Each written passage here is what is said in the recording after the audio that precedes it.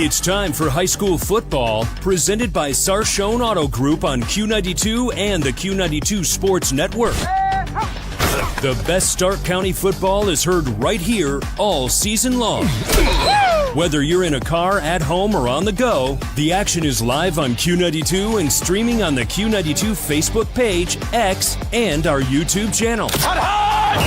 Now, let's take you live to the stadium and our broadcast team for tonight's kickoff on Q92 and the Q92 Sports Network. Here they go! Touchdown!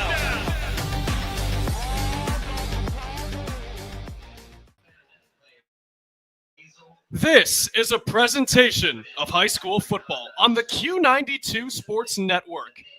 Tonight, we welcome you to Robert Fife Stadium in Jackson as the 2-2 Polar Bears will welcome in a Federal League foe in the 1-3 Green Bulldogs. Welcome to the high school football pregame show, everybody, alongside my friend and partner, Robert Coleman. My name is Matt Corrali, and Robert, we have a fun one here tonight. Last 4 games between these two teams, dating back all the way to 2021, have ended, and essentially the final play, we should have a classic on our hands tonight. Definitely sounds like it, man. Absolutely. So let's start with the Jackson Polar Bears. They're coming off a win against Mayfield by the final score of 33-6. They snapped a 2-game losing streak, and Corey Jacobs has been a real storyline. Started the first couple weeks, or 2 weeks rather, at receiver, but then an injury to Chase Moore, their starting tailback to begin the year, had him go to running back, and he has shined in that role. As last night on 14 carries, he ran for 115 yards and 2 touchdowns, including a 75-yard scamper in the third quarter. Yeah, I particularly talked to Coach Rohr about Corey Jacobs too, just because of that, and I asked him why he thought he was so why he's so tremendous of an athlete. Mm-hmm. I specifically asked him that in my Coach's Corner interview. Yeah, you'll hear that later on in the pregame show. But let's now shift to Green. This is a football team that comes in, like we mentioned earlier, 1-3.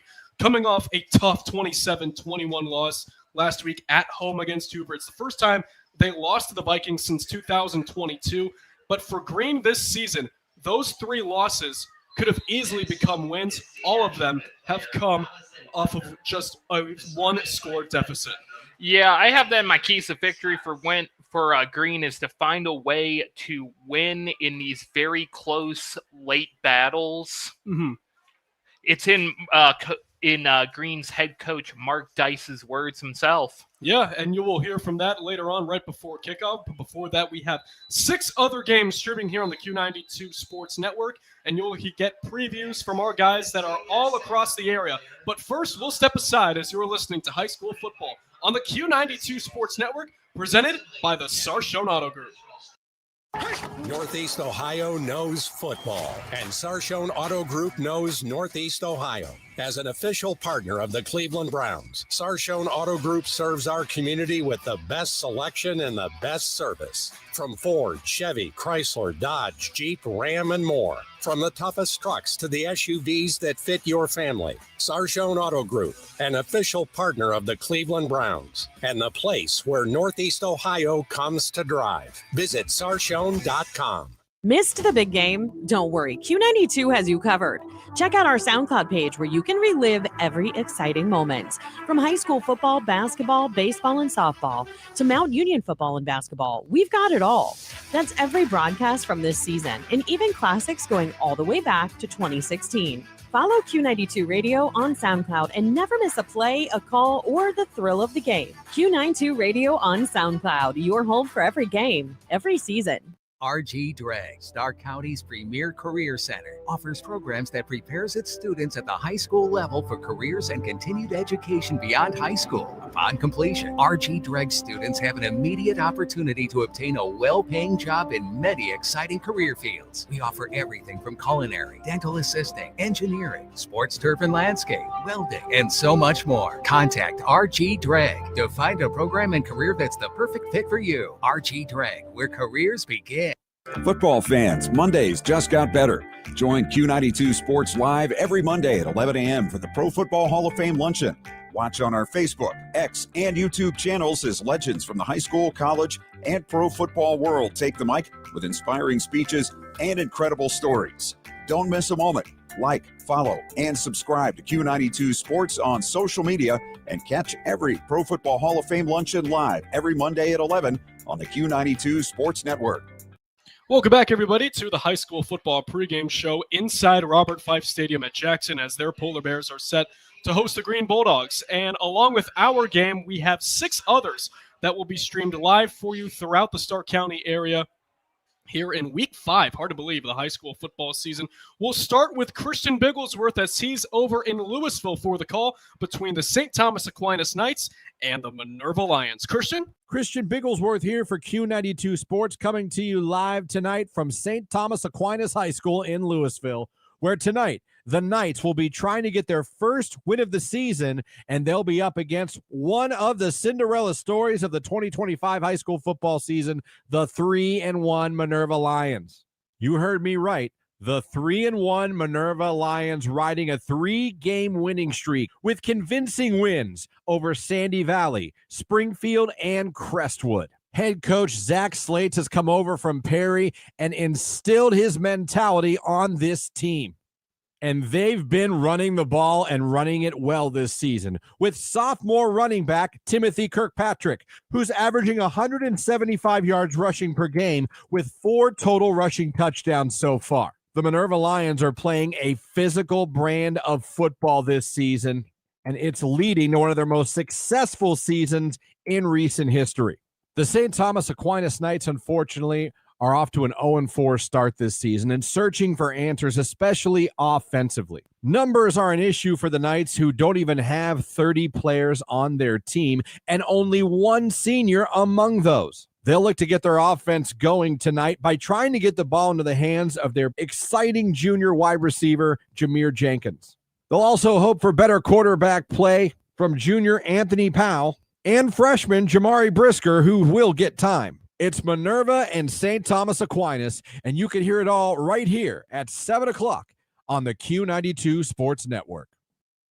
Thank you, Christian. And now let's send things over to Canal Fulton as Northwest is about set to go toe-to-toe with Canton South. Here's our own Mike Dixon, who will be on the call. Mike? It's week 5, and we're live from Canal Fulton at Northwest High School, home of the Northwest Indians. I'm Mike Dixon alongside Ryan Rowland. Tonight, the 1-3 Wildcats from Canton South come to town to take on the 2-1 Northwest Indians. Canton South sits at 1-3 on the season after dropping 3 in a row since winning their season opener against Field. The Wildcats come to Northwest after dropping a week 4 game 35-14 to Manchester. Leading the way for the Wildcats is QB Nolan Bonner. Wide receiver Jamarcus Jones leads the offense for Canton South. Northwest is coming off a thriller in week 4, beating Triway on a game-winning 37-yard field goal as time expired by Ben Shantz. The Indians are 2-1 with wins over Marlington and Triway, and their only loss coming in week 3 to Louisville, 10-3. Northwest is a run-heavy team with a trio of backs, starting with QB Braden Venables, Joey Medora at running back, and Connor Stevenson also at running back, are part of this run-heavy attack to sustain long drives. Week 5 is set, and it's here on Q92 Sports Network, presented by Charshone Auto Group. Canton South, Northwest are set to kick off at 7 p.m. Once again, I'm Mike Dixon and Ryan Rowland. Thank you, Mike. That should be a fun one here tonight as we will continue to dive into those game previews. But first, we'll step aside. You're listening to the High School Football Pregame Show, streaming live on the Q92 Sports Network.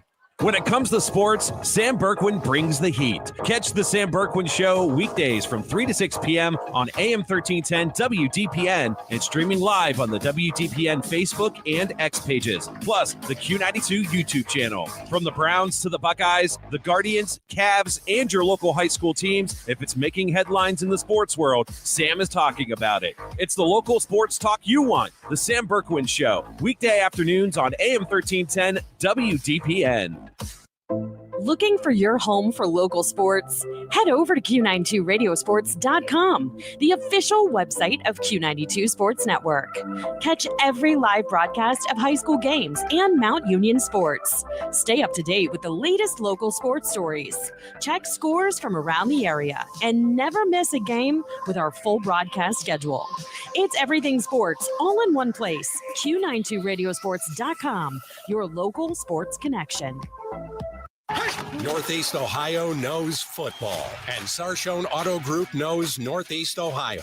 As an official partner of the Cleveland Browns, Sarshone Auto Group serves our community with the best selection and the best service. From Ford, Chevy, Chrysler, Dodge, Jeep, Ram, and more. From the toughest trucks to the SUVs that fit your family. Sarshone Auto Group, an official partner of the Cleveland Browns, and the place where Northeast Ohio comes to drive. Visit Sarshone.com.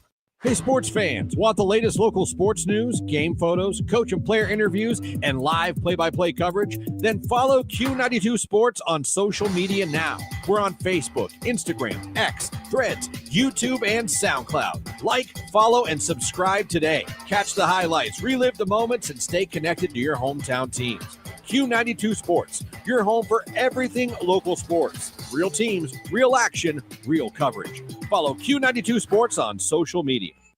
Welcome back, everybody, to the high school football pregame show here on the Q92 Sports Network. Let's waste no time and dive right back into our game previews that you can also hear right here on the network as we send things out to Ryan Keller as he has another Federal League matchup between McKinley and Perry. It's week 5 of the high school football season. We are coming at you live from Wakefield Stadium in Perry for the matchup between the 3-1 Canton McKinley Bulldogs and the 3-1 Perry Panthers. McKinley head coach Renzi Parnell got his first Federal League win last week in a 38-0 win over Glen Oak. McKinley's defense put on a clinic last week against Glen Oak. Senior quarterback Chris Crook had 2 of McKinley's 3 interceptions and held the Golden Eagles to 1 of 12 passing and 42 total yards of offense for the game. On the offensive side of the ball, Darius Hill returned, had 10 catches for 94 yards and a touchdown. He also added a 34-yard touchdown run in the game. Sophomore running back Kylan West continues to be an impact player for the Bulldogs. He's averaging 6.8 yards per carry and has 3 touchdowns on the year. The Perry Panthers enter week 5, having suffered their first loss of the season, a 31-15 loss to the Lake Blue Streaks. The Panthers outgained Lake 320 yards to 273 yards. The Blue Streaks were done in by 5 turnovers, including 3 interceptions in the loss. Senior Connor Shepard and junior Jonathan Lemon have been the leading rushers for the Perry Panthers as they wait for senior running back Caleb Hunley to return from injury. He is questionable against the Pups. Shepard and Lemon have combined for 835 yards on the ground and 10 touchdowns this season. Shepard is also the team's leading tackler with 33 tackles on the season. Can't wait to see this offensive line for Perry go up against the massive defensive front for the McKinley Bulldogs. Join me, Ryan Keller, and my broadcast partner, Antonio Hall, for the call. Kickoff at 7 o'clock on Q92radiosports.com. From Wakefield Stadium in Perry, Ryan Keller, Q92 Sports. Can't wait to see how that one develops, too. Thanks, Ryan. And now let's send things out back to Louisville because the Leopards are 4-0, and it's an old-school rivalry with the 4-0 Hoover Vikings. On the call, it's Jay Wilhelm. Jay, take it away. Good evening, everyone. We are officially at the halfway point of this 2025 high school football regular season on the Q92 Sports Network, brought to you by the Sarshone Auto Group. I'm here live in Louisville as we have an absolute heavyweight bout for you here tonight. The 4-0 Louisville Leopards play host to their neighbors, also sitting at 4-0, the North Canton Hoover Vikings. This is a big one. North Canton enters tonight after a last-second survival at Green last week in their Federal League opener by a score of 27-21. After their first road game of the season last week and their first true test of the season, this Hoover team will look to ride the momentum behind quarterback John Collins and do-it-all senior Jack Andes. The Louisville Leopards easily handled Marlington last week, 45-7, to set up this matchup of undefeated teams. In weeks 1 through 3, they've defeated New Philadelphia, Alliance, and Northwest. Make no mistake, folks, this is a big-time matchup against 2 very good, very well-coached teams, and you can catch it on Q92radiosports.com as myself and my broadcast partner, Mike Voorhees, will have the call for you. with kickoffs scheduled for 7 p.m. Live from Louisville, I'm Jay Wilhelm with the Q92 Sports Network.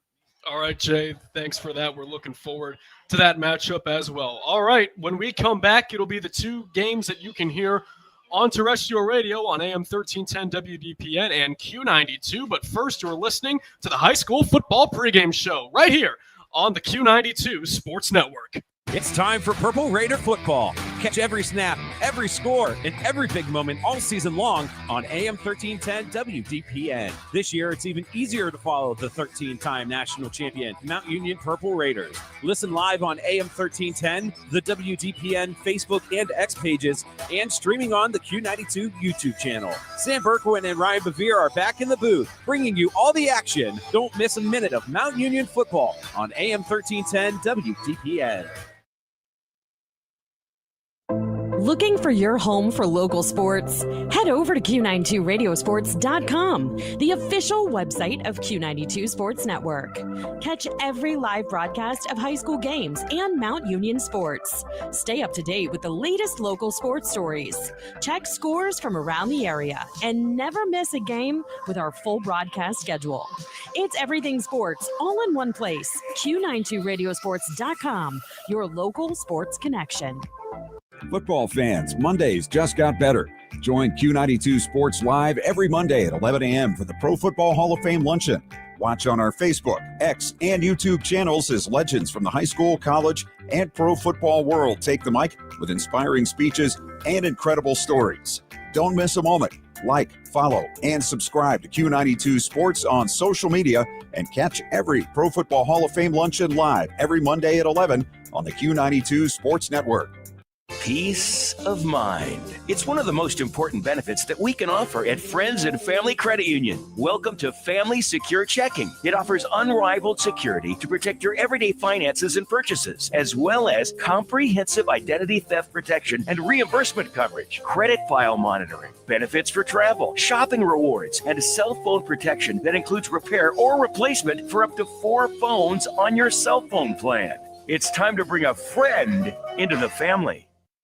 Two big games will be on our terrestrial radio stations here in Week 5 of the high school football season. Hi, everybody. Matt Carolli with you, alongside Robert Coleman for the high school football pregame show here on the Q92 Sports Network. So let's send things out to Alliance with all that being said, as the Aviators are welcome to set in the Central Catholic Crusaders. Here's Sam Berkwin with the call in a game that you can also hear on AM 1310 WDPN. Sam?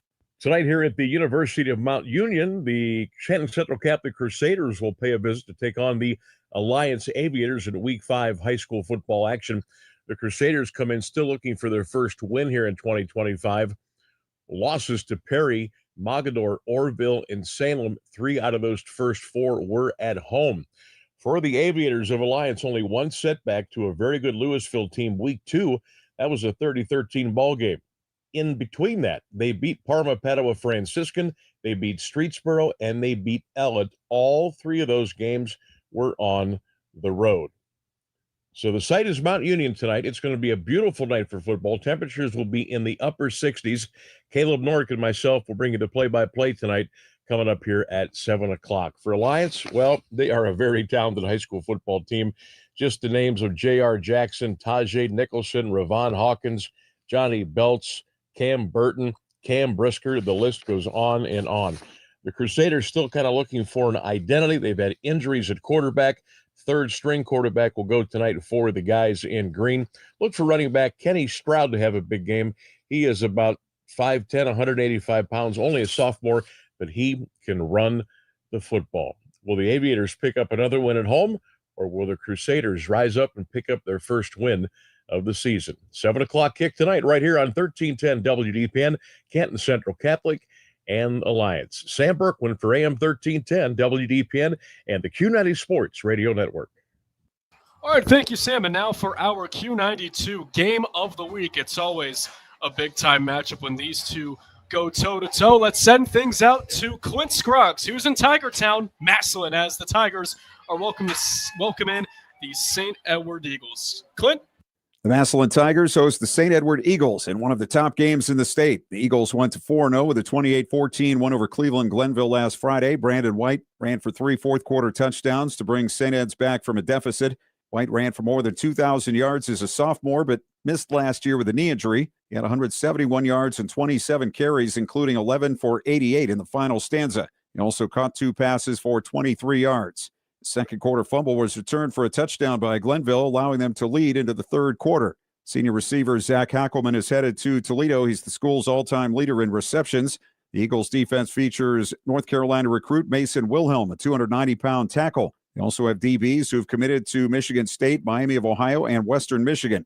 Massillon got back in the win column with a 35-0 romp over Bennett of Buffalo, New York. The Tigers scored 4 second-quarter touchdowns to blow it open. The entire second half was played with a running clock. Xavier Owens ran 9 times for 91 yards with several carries out of the Wildcat formation. Backup quarterbacks Rasmus Haynes and Eli Moore combined to go 8 of 11 passing. Starter Manny Patterson missed the game with injury. Owens leads the team with 478 yards rushing with a 7.2-yard average and 7 touchdowns. Patterson has completed 71% of his passes for the same number of yards and scores. Giorgio Jackson and Deontay Malone are the leading receivers, though Malone has played in 1 fewer game. The Tigers are surrendering 151 yards passing per game, which could be a concern against St. Ed's high-powered offense. Massillon has won 3 straight in the series and lead the series 6-4. Last year's 10-point win at Lakewood followed 3 and 1-point wins for the Tigers at home. The Eagles' last win in the series came at Massillon in 2021. It's St. Ed's and Massillon from Paul Brown Tiger Stadium. For Q92 Sports, I'm Clint Scroggs. All right, Clint, thank you very much. Well, we'll step aside, and when we come back, we will have Robert's interviews with both coaches of tonight's game and then kick off from Jackson. But before then, you're listening to the High School Football Pregame Show, streaming live right here on the Q92 Sports Network. Missed the big game? Don't worry, Q92 has you covered. Check out our SoundCloud page where you can relive every exciting moment. From high school football, basketball, baseball, and softball to Mount Union football and basketball, we've got it all. That's every broadcast from this season, and even classics going all the way back to 2016. Follow Q92 Radio on SoundCloud and never miss a play, a call, or the thrill of the game. Q92 Radio on SoundCloud, your home for every game, every season. Northeast Ohio knows football, and Sarshone Auto Group knows Northeast Ohio. As an official partner of the Cleveland Browns, Sarshone Auto Group serves our community with the best selection and the best service. From Ford, Chevy, Chrysler, Dodge, Jeep, Ram, and more. From the toughest trucks to the SUVs that fit your family. Sarshone Auto Group, an official partner of the Cleveland Browns, and the place where Northeast Ohio comes to drive. Visit Sarshone.com. When it comes to sports, Sam Berkwin brings the heat. Catch the Sam Berkwin Show weekdays from 3 to 6 p.m. on AM 1310 WDPN and streaming live on the WDPN Facebook and X pages, plus the Q92 YouTube channel. From the Browns to the Buckeyes, the Guardians, Cavs, and your local high school teams, if it's making headlines in the sports world, Sam is talking about it. It's the local sports talk you want. The Sam Berkwin Show, weekday afternoons on AM 1310 WDPN. Hey, sports fans, want the latest local sports news, game photos, coach and player interviews, and live play-by-play coverage? Then follow Q92 Sports on social media now. We're on Facebook, Instagram, X, Threads, YouTube, and SoundCloud. Like, follow, and subscribe today. Catch the highlights, relive the moments, and stay connected to your hometown teams. Q92 Sports, your home for everything local sports. Real teams, real action, real coverage. Follow Q92 Sports on social media.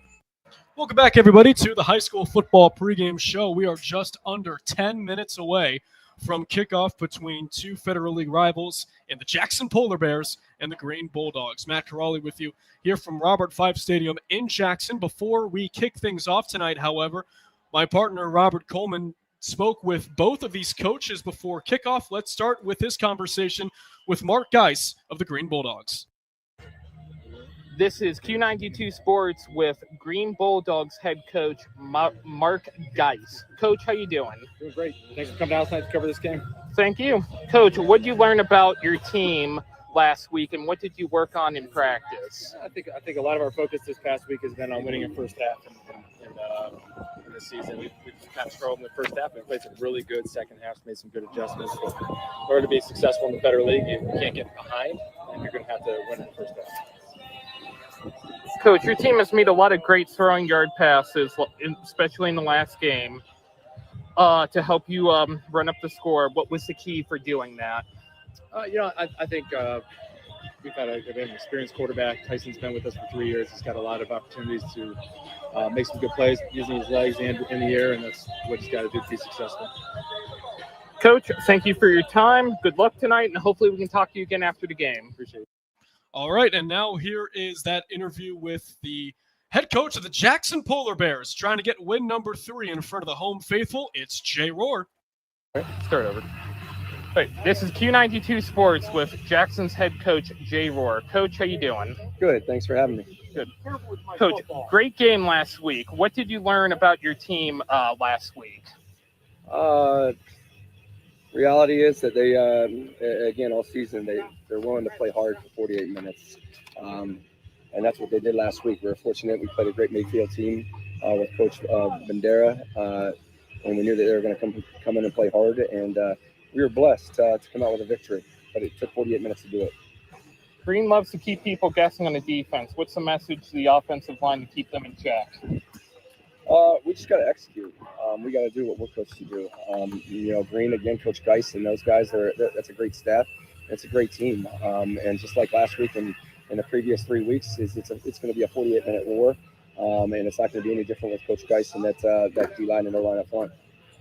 Corey Jacobs is a tremendous athlete. What makes him so dynamic? Again, he's a student of the game. He watches film. He's a two-way player. Again, he can make explosive plays on any play. And again, it's a blessing on our side, and certainly happy he's on our team. Coach, thank you for your time. Good luck tonight, and hopefully we can talk to you again after the game. All right. So, Robert, after speaking with both coaches, kind of getting a sense of where their heads are at, what are your keys to the game? Because I know you have some here for both teams tonight. For Jackson, my keys to victory is to lean on the offensive line. Mm-hmm. That is something that their head coaches spoke heavily of. For Green, it's to find a way to win these games that are in a close battle, especially towards the end of the game. They've had a lot of close games this year, except for, I believe, Talmadge. So they're going to have to try to find a way to win these close games, especially later on in the game. Yeah, and for Jackson, just one returning lineman offensively. It's a senior in left tackle, Zach Mendel, and that definitely was not made by design because of the fact that he is able to protect Lucas Seckerman's blind side and making sure that he's healthy, especially with the fact that he suffered an ankle injury, or a knee injury, I should say, 2 years ago. Missed the first 2 games of the year because he had to make tweaks, but he's good to go for the last 2 weeks and tonight.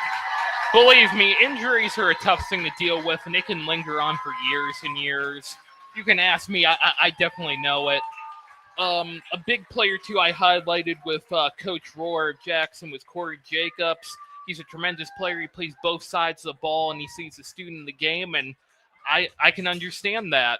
And that's pretty much where you learn the game, as being a student of the game. Green just took the field. They will be wearing their traditional road uniforms. It's a white jersey with green numbering, their black helmet with an orange G, kind of looking like the Green Bay Packers or Georgia Bulldogs logo, with 2 orange stripes going down the middle of the helmet, and black pants with 2 orange stripes going down each leg, and the G logo on it as well. National anthem will commence here in just a matter of moments. And for the Bulldogs, yeah, it's just the ball just hasn't bounced their way as of late, trying to finish these games. And how important do you think it is for them to just get off to a fast start, especially with the fact that they were down 3 touchdowns in the first half in their last game? Well, something I noticed about Green when they were warming up is how fast they are on the ball, especially a lot of their quarterback. He was quick, fast for returning the ball when it was thrown to him, and I thought that was one of the fastest of the year, in my opinion, that I've seen. Jackson's definitely going to be a tough one, too. I saw they were doing some interesting warm-ups. They were throwing the ball into the They had a guy sitting in the stands. They were throwing the ball in the stands back and forth with them. So they were doing some interesting stuff, too. Jackson's going to take the field here in a matter of moments. And, Robert, taking a look at some of the other games in the area, and also that will be streaming on our live stream here on YouTube. Hoover and Louisville is going to be, like Jay mentioned in its game preview, a heavyweight fight. 2 4-0 teams, crosstown rivals. It's going to be a ton of fun. I'm surprised Louisville isn't in the Federal League, to be honest with you, how great they are at football and how great they've been this year. I mean, if Federal League's looking for expansion, Louisville is definitely going to be one of them, in my opinion. I'd definitely look at Alliance, too. Yeah, it'll be interesting to see what happens with this league in the near future. And I spoke with Jay Rohr about it on Wednesday, the head coach of the Polar Bears. He said that the Federal League straight up is one of the toughest in the state. He credits these coaches and the players for just a week-to-week grind because every league win is such a big one in his regard. And he's blessed to be competing in this league, and he's blessed to be at Jackson where he was a player back in the early 2000s. The only player to have his jersey number retired at Jackson. And you can definitely tell his love for this program just pours out whenever you talk about it with him. I can tell you do not see that commonly in high school football, a number being retired. You see it maybe metaphorically speaking. I know the one guy who was the defensive lineman for the Steel Curtain Steelers. He also played for Kent. His numbers metaphorically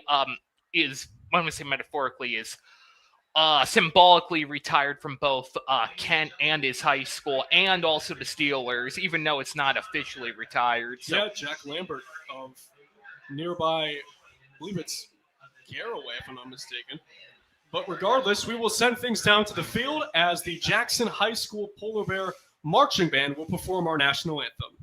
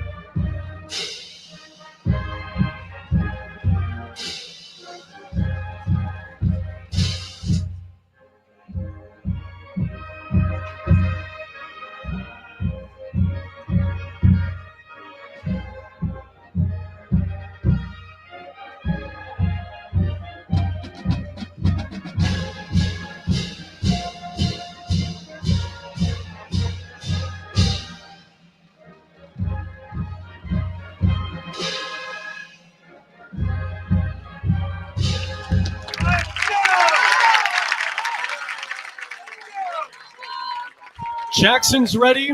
Green is ready. Robert's ready. I'm ready. Only question is, are you? We hope so. We'll step aside 10 seconds.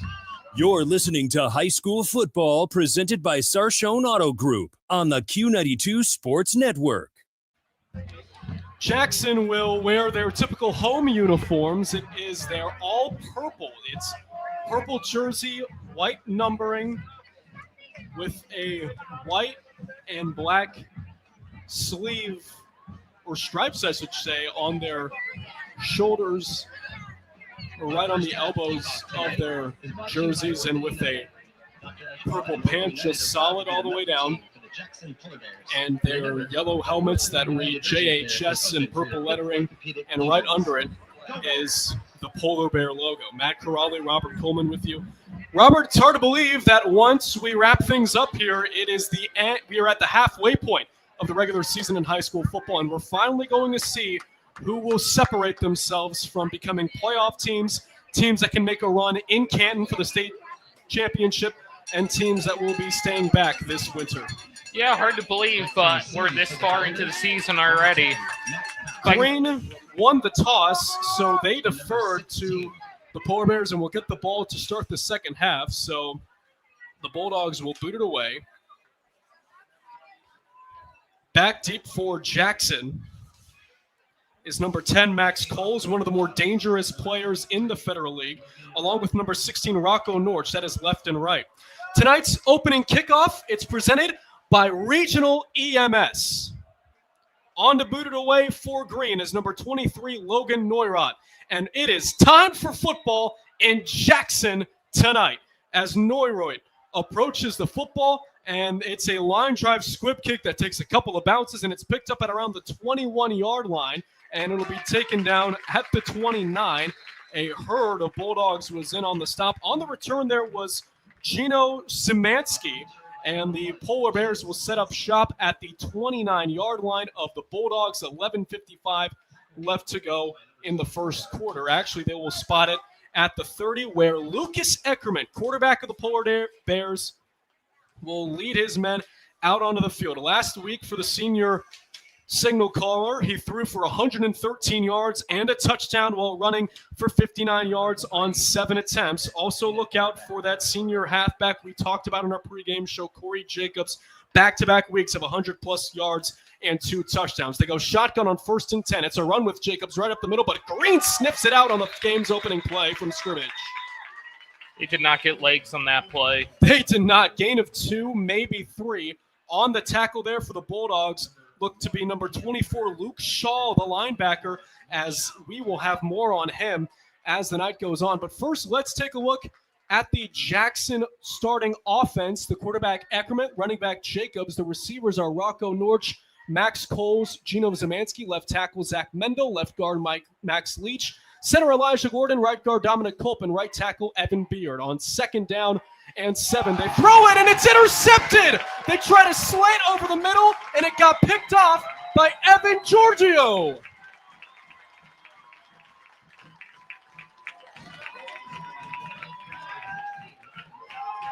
The first pass from Eckerman on the night, and Evan Giorgio read that one like a book, Robert. I got to tell you what is what I love about high school football. In about the first minute, you don't know what could happen. Absolutely. So Green will come out offensively. 2 plays from scrimmage in. The ball is spotted on the Jackson 40, so they are in good field position to start. 2 receivers left and right. Tyson Hunka, the quarterback, will give it to their running back, Anthony McMichael III, right up the middle. It'll be a gain of about 2, maybe 3. We'll wait for a spot as it'll be a 2-yard gain, 2nd down and 8. And McMichael is slow to get up, and he just took a seat down, and he's hurt. Looks to be a leg injury. The trainers are out. And with that, we'll step aside. 10:56 left to go in the opening quarter. Scoreless between Green and Jackson. You're listening to High School Football on the Q92 Sports Network. Missed the big game? Don't worry, Q92 has you covered. Check out our SoundCloud page where you can relive every exciting moment. From high school football, basketball, baseball, and softball to Mount Union football and basketball, we've got it all. That's every broadcast from this season, and even classics going all the way back to 2016. Follow Q92 Radio on SoundCloud and never miss a play, a call, or the thrill of the game. Q92 Radio on SoundCloud, your home for every game, every season. Welcome back to Robert Fife Stadium. You can hear a little bit of the cheers for Anthony McMichael, as on his first carry he was a little dinged up, but he is walking off on his own power. He seemed to be limping, but as he got back to his place in the formation there, Robert, he just went down and was putting up his right leg in the air. We don't want to speculate, but he seems to be limping a little bit towards the sideline. He's a little bit of a smaller guy, so I hope he's okay. At 5'7", 175 pounds, it's a little bit on the small side for Federal League play. They go empty backfield on 2nd and 8. Hunka avoids a man on a quarterback keeper, 35. He's decked down at the 33-yard line. Tackle made there for the Polar Bears. It was Luke Mason, the junior linebacker, 6'3", 205. Let's get a look at the Green starting offense. The quarterback, Hunka, running back is Caden Warner and McMichael. The receivers, Evan Giorgio, Sam Dubervets, Aiden Rice. The left tackle, Dario Lombardi. Left guard, Zane Alcadi. Center, Braden Jarvis. Right guard, Robert Brooks. And right tackle, Gabe Holman. Offense gets the play from the sideline. They're in the pistol. That looks to be Warner in the backfield. And they give it to Caden Warner as he gets tripped up at the 30. Is that enough for a first down? They say yes. It'll be a first down as he runs it right up the gut and moves the chains for the Bulldogs as it'll be spotted at the 30. First down, Green. Definitely, this has been a good first quarter for Green. They definitely need to hit on this and hit on it fast. They've gone 2 straight rushes, 1 for 3 and 1 for 7. 2 receivers left, 1 right. Now a man going in motion left to right. That's Evan Giorgio. Here's the snap. Hunk on the quarterback keeper left, 30. And he gets leveled down at the 27-yard line, maybe the 26. On the stop there for Jackson, it was Alex Height, the defensive back junior, wearing number 2. Let's take a look at the Jackson starting defense. Defensive ends are Reese Myers and Grady Montgomery. D tackles Wilfredo Martinez and Angel Martinez. Linebackers Luke Mason, Keegan Stanley, and Jack Galucci. A superback, which is kind of like a flex all player, is Brady Sheets for the Polar Bears. 2 safeties, Max Coles, Alex Height.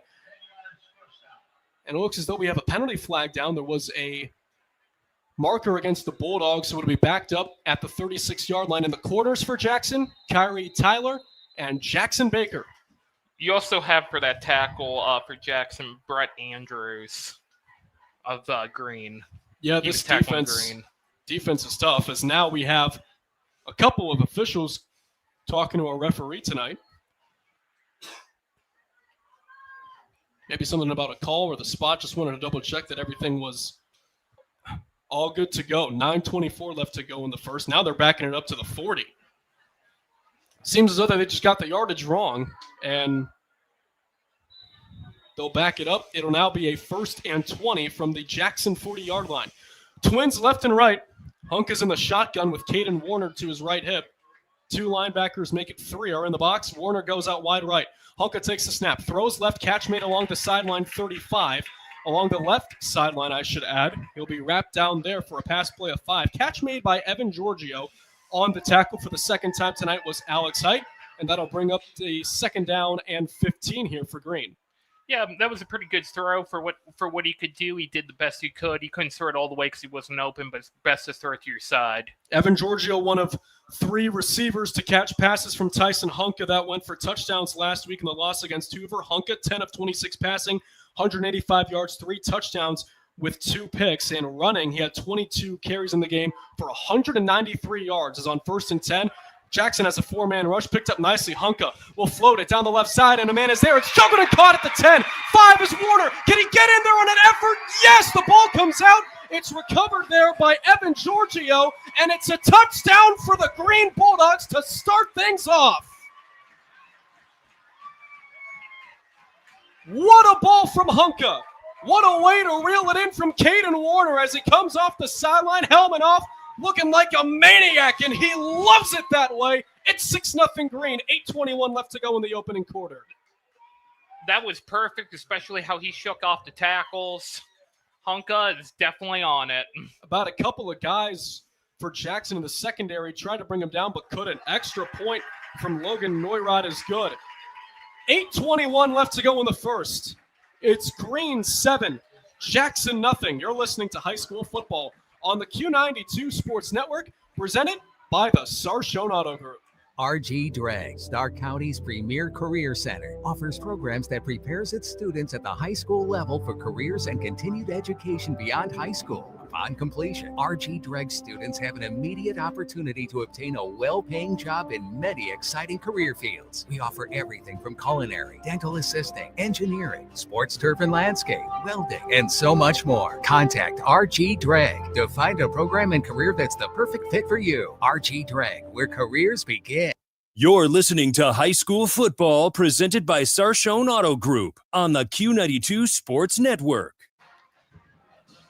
Green 7, Jackson nothing. 8:21 left to go in the first. If you're just joining us, you missed a beautiful 35-yard touchdown pass from Tyson Hunka to Caden Warner, who had to juggle it at around the 10, shed off defenders at the 5, and then reached for the goal line. The ball came out. He was across the plane already, but for the Bulldogs, it was Evan Giorgio who fell on it in the end zone, leaving no doubt. And Robert, especially for what Green had to encounter last week, down 21-0, you needed to come out and have a good start on the road, and that's a great sign.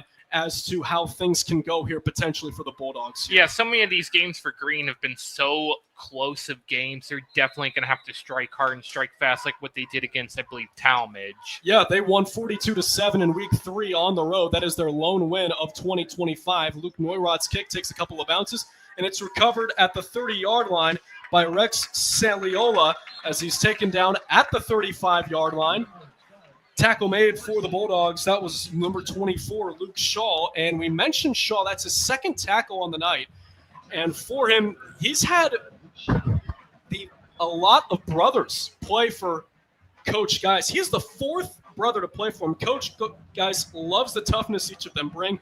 3 of them were on the 2021 squad that made it to the regional final. And Coach said they just try to beat the crap out of each other, and they love it. It's good to have that kind of sibling rivalry, especially when it comes to high school football, making each other better.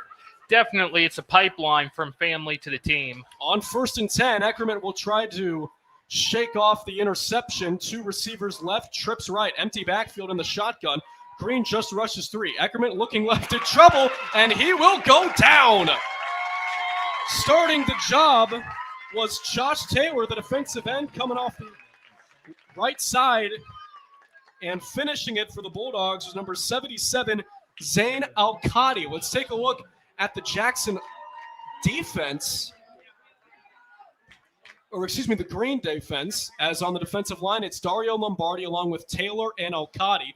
Inside linebackers, Caden Warner, Anthony Swank. Outside linebackers, Evan Reed, Joel Brink. As on 2nd down, they give it to Corey Jacobs, left side 40. He gets a nice chunk of yardage back. It'll be down at around the 41 or the 42-yard line.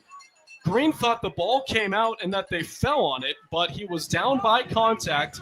When all said and done, it'll be a gain of what looks to be 11, and that'll bring up a 3rd and 4, 7:14 and counting left to go. Back to that Green defense in the secondary. Strong safety Anthony McMichael, the 3rd, playing 2 ways tonight. Free safety Evan Giorgio also playing 2 ways. And the corners are Reed Liberator and Jaden Hall, also 2-way players. It's 3rd and 4. 1 receiver left, 2 right. Here's Eckerman back to pass, wanting it all. Down the right side, he's got a man in stride. It's caught 20, 15, 10, 5. Roll out the red carpet for Max Coles and a Jackson touchdown. He sent that ball into orbit. 60 yards. And with an extra point from Cooper Miser upcoming, this game could be all tied up at 7 here in the early stages. I think we might be in a fencing duel here tonight. Yes, we might be in a battle here between 2 rivals in one of the greatest leagues, conferences. Insert the word here in the state. As Miser's extra point is up, it is good. 6:50 left to go here in the opening quarter. We're all even at 7 between Green and Jackson on the Q92 Sports Network, and it's all brought to you by the Sarshone Auto Group. It's time for Purple Raider football. Catch every snap, every score, and every big moment all season long on AM 1310 WDPN. This year, it's even easier to follow the 13-time national champion Mount Union Purple Raiders. Listen live on AM 1310, the WDPN Facebook and X pages, and streaming on the Q92 YouTube channel. Sam Berkwin and Ryan Bevere are back in the booth, bringing you all the action. Don't miss a minute of Mount Union football on AM 1310 WDPN. Welcome back, everybody, to high school football on the Q92 Sports Network. It's powered by the Sarshone Auto Group. 6:50 left to go here in the first. Green 7, Jackson 7. 60-yard touchdown from Lucas Eckerman to Max Coles, as that was a unbelievable find from Eckerman, as Coles did a great job going down the sideline, beating his man, and ending up having a pretty much walk-in touchdown here to get Jackson on the board. This game feels like it's going incredibly fast. I'll give you that. It feels like a blink of an eye. The first quarter is almost half over. Cooper Miser's on to boot it away, and toe meets leather. It's an end-over-end kick that'll be taken at around the 3-yard line by Anthony McMichael III. He has room on the left side, 30. Flag comes in flying, 40. He's brought down at the 40-yard line. The tackle was made by Brett Andrews, so we will see if we have a hold, a block in the back, or what have you.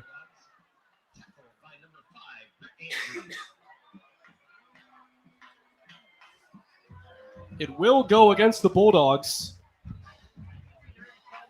So Green will have to have that great return there of 37 yards.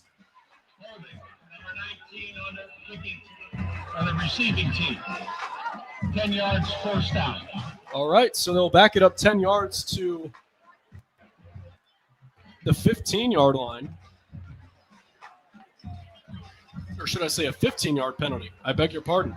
Green's offense will come out looking to respond after back-to-back touchdown drives from each team. 2 receivers left, 1 right. Hunka's in the pistol and a shotgun. Running back right behind him, Zevin Reed. Here's the snap. Hunka gives to Reed, right up the gut. 15-20. He's brought down at around the 24-yard line. And they're going to mark him down at the 23. It's a good gain of about 8. It will be an 8-yard gain, and it'll be 2nd down and 2. 6:23 and counting left to go here in quarter number 1. 2 receivers left, 1 right. Green wasting no time. Hunka in the shotgun. Now the running back is McMichael at his right hip. Here's Hunka taking the snap. Quarterback keeper. Left side 25. He's down at around the 27-yard line. It's good enough for a Bulldogs first down on a 4 or 5 yard gain from Tyson Hunka calling his own number. Shotgun's really been working out pretty well for Green tonight. Yes, it has. They have gone virtually every play in the shotgun formation, that 5-wide offense that Mark Geist loves to run. Rarely, if ever, you will see the Bulldogs go under center. Hunka making a change at the line. Play clock at 8. 1 receiver left, 2 right. McMichael to the right of Hunka. Play clock down to 5. They show blitz. They send 5. Here's a run with McMichael. Left side 31. And he's brought down by number 87. That's Keegan Stanley. The linebacker makes his first tackle of the night. Good pursuit there from the senior 2-time Letterman. 6'2", 220.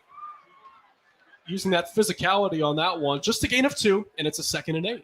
He's definitely got the football player build. Yes, he does. 5:17 and counting left to go on the first. 1 receiver to the left for the Bulldogs. That is Aiden Rice, the junior, and 2 right. Green in the pistol again. Hunka in the shotgun. Tried to do a hard count to get the Polar Bears to jump offside. Now they'll make a change at the line. Play clock is down to 5, 4, 3. There was some early movement. Flag is down, and it's going to be encroachment against Jackson. Encroachment defense, 5 yards, 2nd down.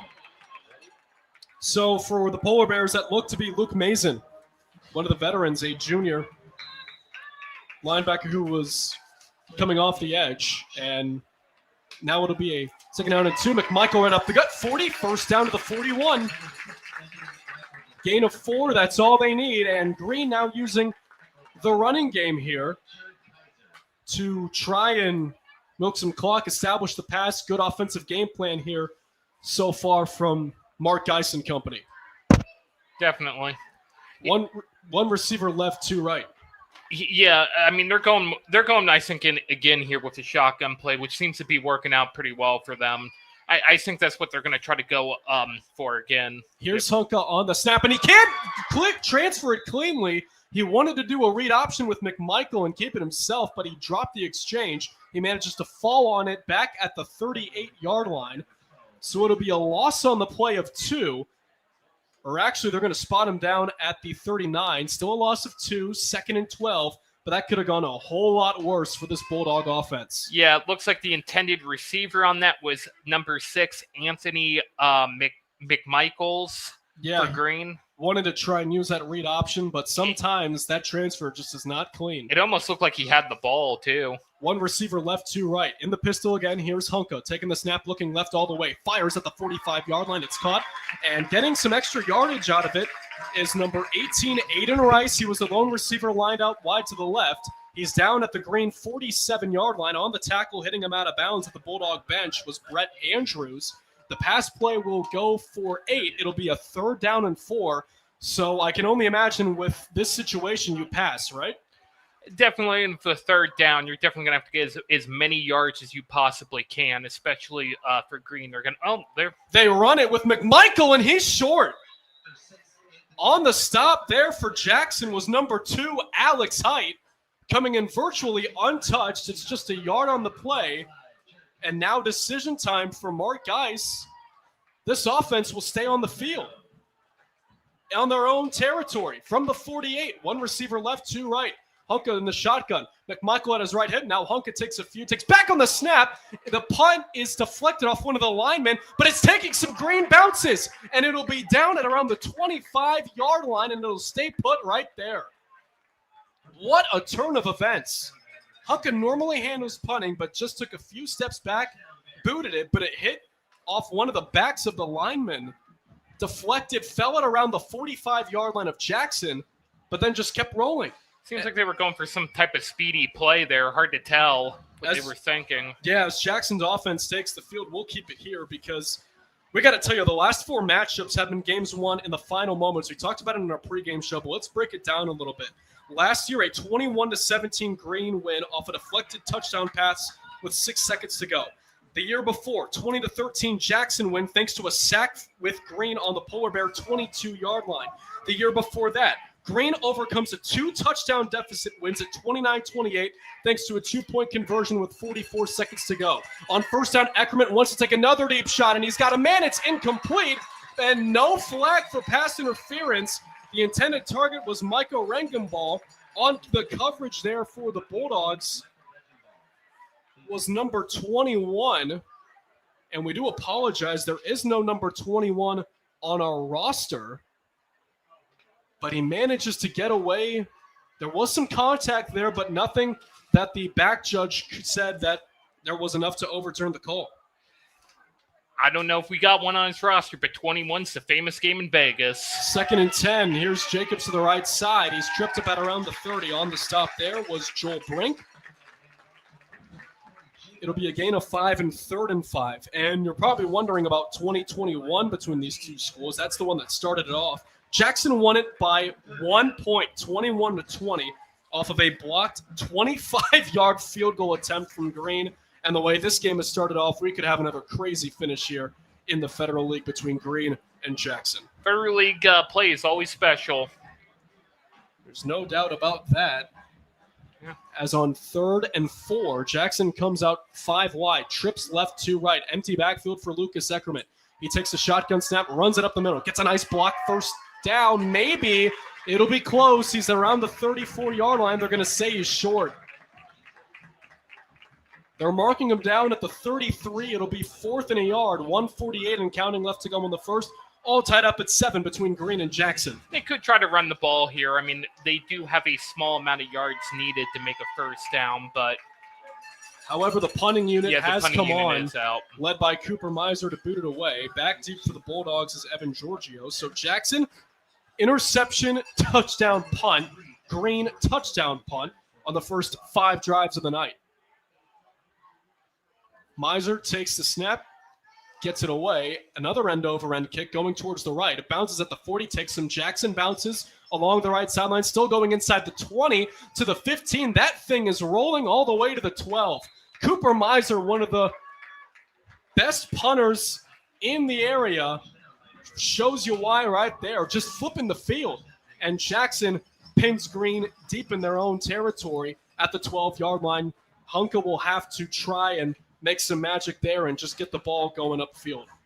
Definitely, it's going to have to do that as his best strive and element.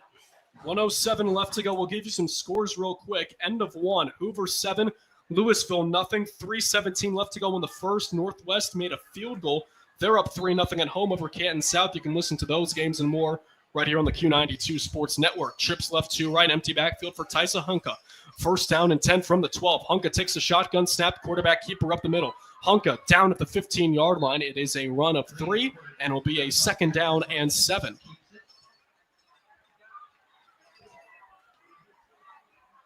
You've seen the quarterback keeper try to be established here from this Bulldogs offense, but so far to no prevail. But if history tells us anything, and if it repeats itself, Hunka could have a big night on the ground, nearly rushing for 200 yards last week.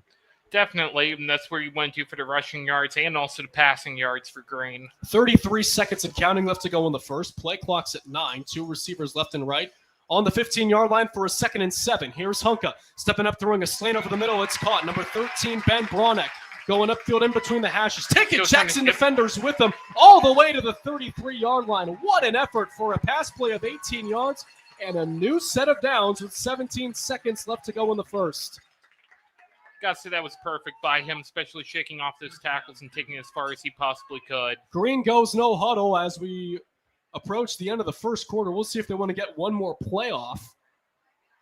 The ball is actually spotted at the 34-yard line of the Bulldogs. Game clock is at 4, 3, 2, 1, and that's it. The officials blow it dead. They don't get it off quite in time. McMichael went in motion, but that'll be it for the first 12 minutes. That sees Green and Jackson all tied up at 7. You're listening to High School Football on the Q92 Sports Network, powered by the Sarshone Auto Group. Northeast Ohio knows football, and Sarshone Auto Group knows Northeast Ohio. As an official partner of the Cleveland Browns, Sarshone Auto Group serves our community with the best selection and the best service. From Ford, Chevy, Chrysler, Dodge, Jeep, Ram, and more. From the toughest trucks to the SUVs that fit your family. Sarshone Auto Group, an official partner of the Cleveland Browns, and the place where Northeast Ohio comes to drive. Visit sarshone.com. Welcome back, everybody. We're about to start the second quarter here at Robert Fife Stadium in Jackson between the Bulldogs and Polar Bears, all tied up at 7. That's Robert Coleman. I'm Matt Corrali. Robert, your big takeaways through the first 12 minutes of football between these two teams that could have a great finish here down the line. From Jackson's quarterback, they had an amazing pass. It's almost like he sent that thing into orbit that contributed for their only touchdown of the game. Mm-hmm.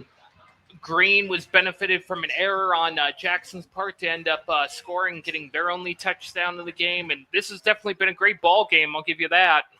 Absolutely. First down at 10 for the Bulldogs. The ball is spotted at their own 35-yard line. Trips left to right. Empty backfield for Hunka. McMichael comes in motion right to left. It's a read option with Hunka making a few men miss, but being taken out at the 37. The ball comes out. Is that a live ball? Jackson fell on it, and it's Polar Bear football. For the moment, Mark Geis is coming out saying that his knee went down. Green fans below us are saying that he was down. The ball was recovered by Brett Andrews. We couldn't really get the best look of it here, and they're saying it's Polar Bear football. And listen to the Boo Birds come out for these Bulldog fans.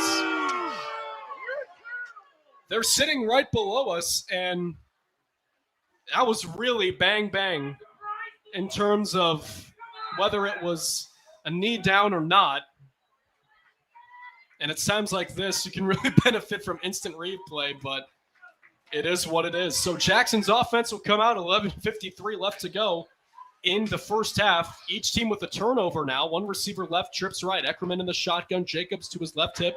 Eckerman takes the snap, looking left. Hit as he throws downfield to the left side. Catch is made at the 10-yard line.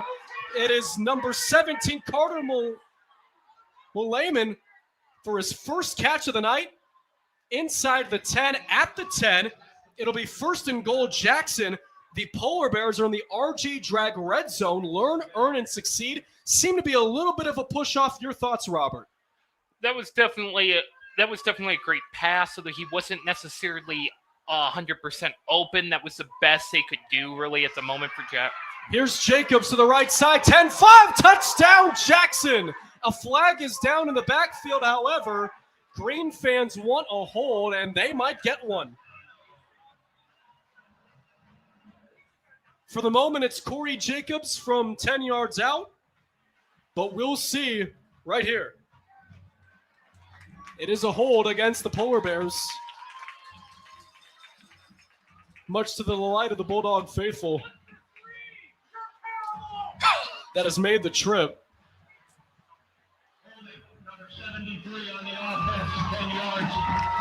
That's A.J. Ramsey, the sophomore offensive lineman. Ramsey, a right tackle. And that was a run on the right side and created a big hole for Jacobs to go through, but can't hold the guy. Yeah, you gotta watch out for these errors, especially when you're on the offense. So that'll make it a 1st and goal from the 22. 1 left, 2 right. Eckerman in the shotgun. He gives to Jacobs on the left side. He has a hole 20. 15-10. Another flag comes in. This could be back-to-back holds against the Polar Bears.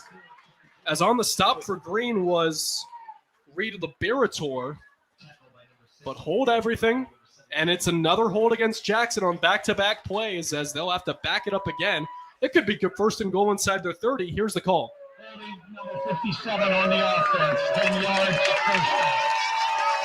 On that one, it was the left tackle, Zach Mendel, the only senior on this line for the Polar Bears. An uncharacteristic upperclassman mistake. Yeah, definitely. And I honestly saw that one myself, too. So, ball was spotted at the 25-yard line. Still 1st down, so they have 4 downs to work with here. But it's going to be an uphill battle. 1 left, 2 right. Eckerman in the shotgun. It's another give to Jacobs, this time on the right side. He's got a 25 there. Looked to be another hold on Jackson's right side of the line. Mark Geis is not happy about it as he comes off the sideline talking to one of the line officials. And for Jacobs, it's just a run of 3. It'll be 2nd down and goal from the 22. 10:42 and counting left to go here in the first half. 7-7 our score.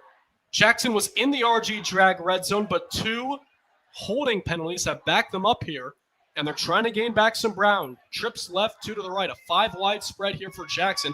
Eckerman, empty backfield in the shotgun. Back to pass, 3-step drop. Floating it, deep left corner of the end zone, and it is a battle for it. They say touchdown! How on earth did Corey Jacobs catch that? It was a wheel route as he was pinned up.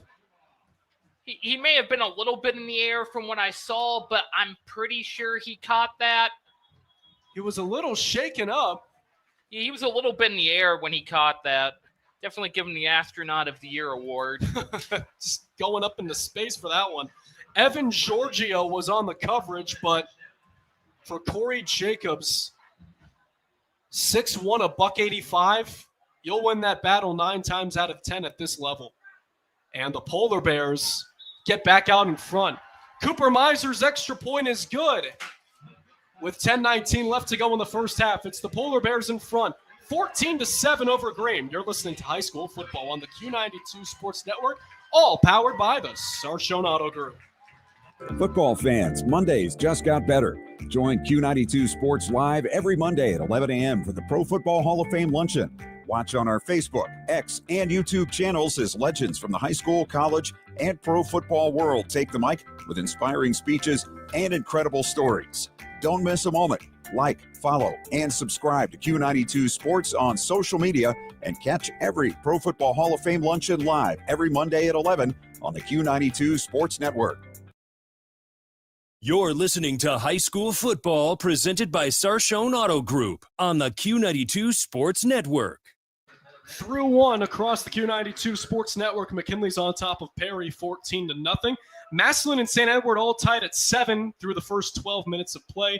And Alliance on top of Canton Central Catholic 21-0. John Collins, the quarterback for Hoover, has left the game. A knee injury, something with his leg or ankle, as that could be a huge development in terms of the game out with the unbeaten Leopards and Vikings. Here, 14-7, Jackson in front of Green. 10:19 left to go in the half.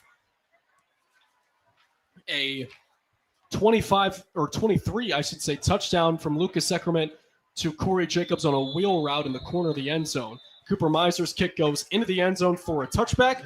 So Green, off of the fumble from Tyson Hunka on the read option, that is still up for debate whether or not his knee was down. How do you think they can try and respond with that? Because this game, you really can't have much give on either side. How do the Bulldogs do it? They're going to have to watch out for Jackson's quarterback. He's pretty much sent 2 balls into orbit and a player into orbit. So they're definitely going to have to make sure they're covering Jackson's quarterback. Yeah, it's definitely been a mix of run and pass that has worked out to success, not only just for Green, but for both teams. And we'll see what this drive has in store. Ball was spotted at the 20. 2 receivers left and right. McMichael now goes out wide to the right. Hunka takes the snap, takes it up the middle immediately for a couple yards. He's brought down at around the 23 or 24-yard line. We'll wait for an official spot. They say that for the tackle, it was 59 Wilfredo Martinez. His first tackle on the evening. It'll go down as a gain of 4, a 2nd and 6. Green looks to the line for the play as they now come back to formation. 2 left, 3 right, 5 wide spread. McMichael comes in motion left to right. He takes a snap. Green going left to right, and McMichael with room. 35-40, 45-50 into Jackson territory at the 47-yard line. A big run for Anthony McMichael III. It's a first down for the Bulldogs as he had narrow room to run, but he got through a small hole and got past Jackson defenders enough to be on the other side of midfield. Yeah, it was lucky for Jackson to just see that in the nick of time because he definitely had it in there and he could have scored on that easily. I've definitely seen people score like that. No huddle go the Bulldogs. Here's a run with McMichael, who came in motion out of the receiver's spot, but he'll be taken down for a yard gain at the 45. Leading the wall tackle there for Jackson was number 59, Wilfredo Martinez. His second tackle on the evening. 9 minutes and counting left to go in the half. Green moving the ball well, going left to right, as the big play has been a factor here, whether it be offensively big gain, turnovers. We've seen a lot of them so far here to start. On 2nd and 9, Hunk in the shotgun. Drops back to pass. Plenty of time on a 4-man rush. He hasn't moved yet. Now he has to scramble, trying to get away from his blinds that he does. Thrown on the run sideline. It's to the bench, incomplete. There was an intended receiver there. It was to Ben Bronick, but he just couldn't throw it in to that tight window on the sideline. It was just out of bounds.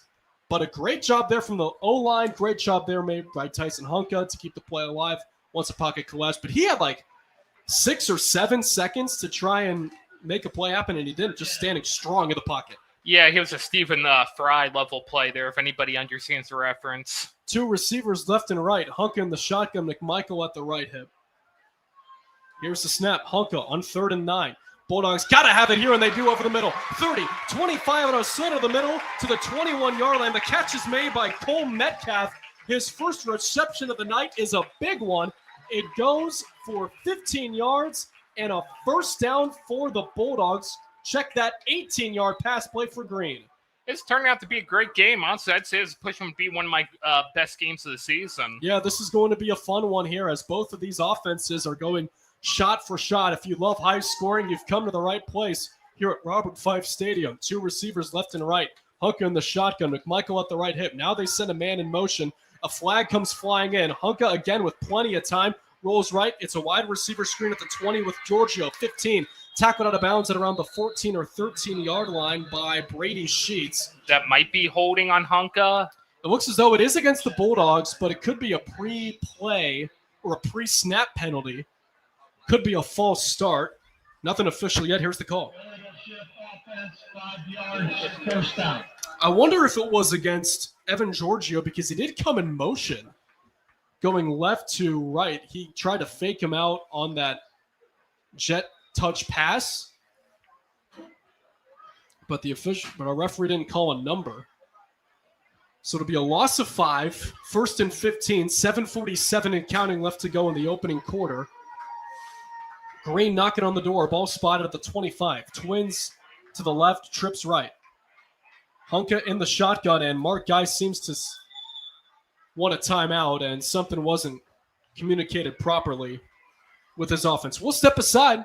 7:34 left to go in the first half. 14-7, Jackson in front. Green with the ball in Jackson territory. You're listening to High School Football on the Q92 Sports Network, powered by the Sarshone Auto Group.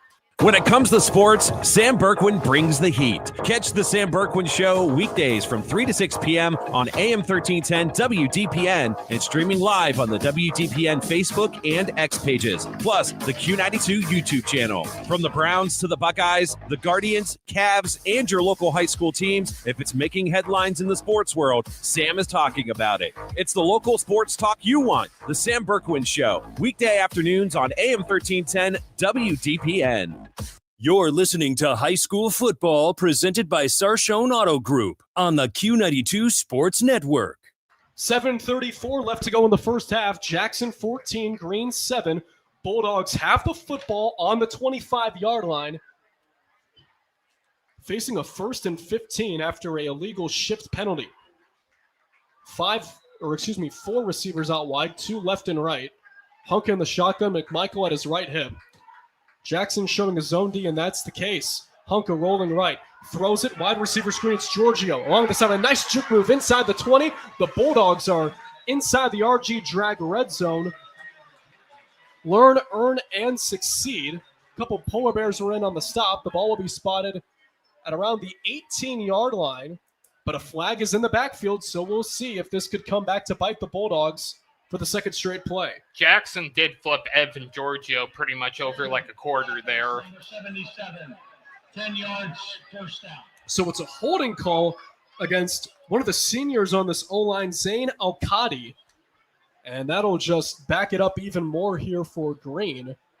7:24 left to go in the first half.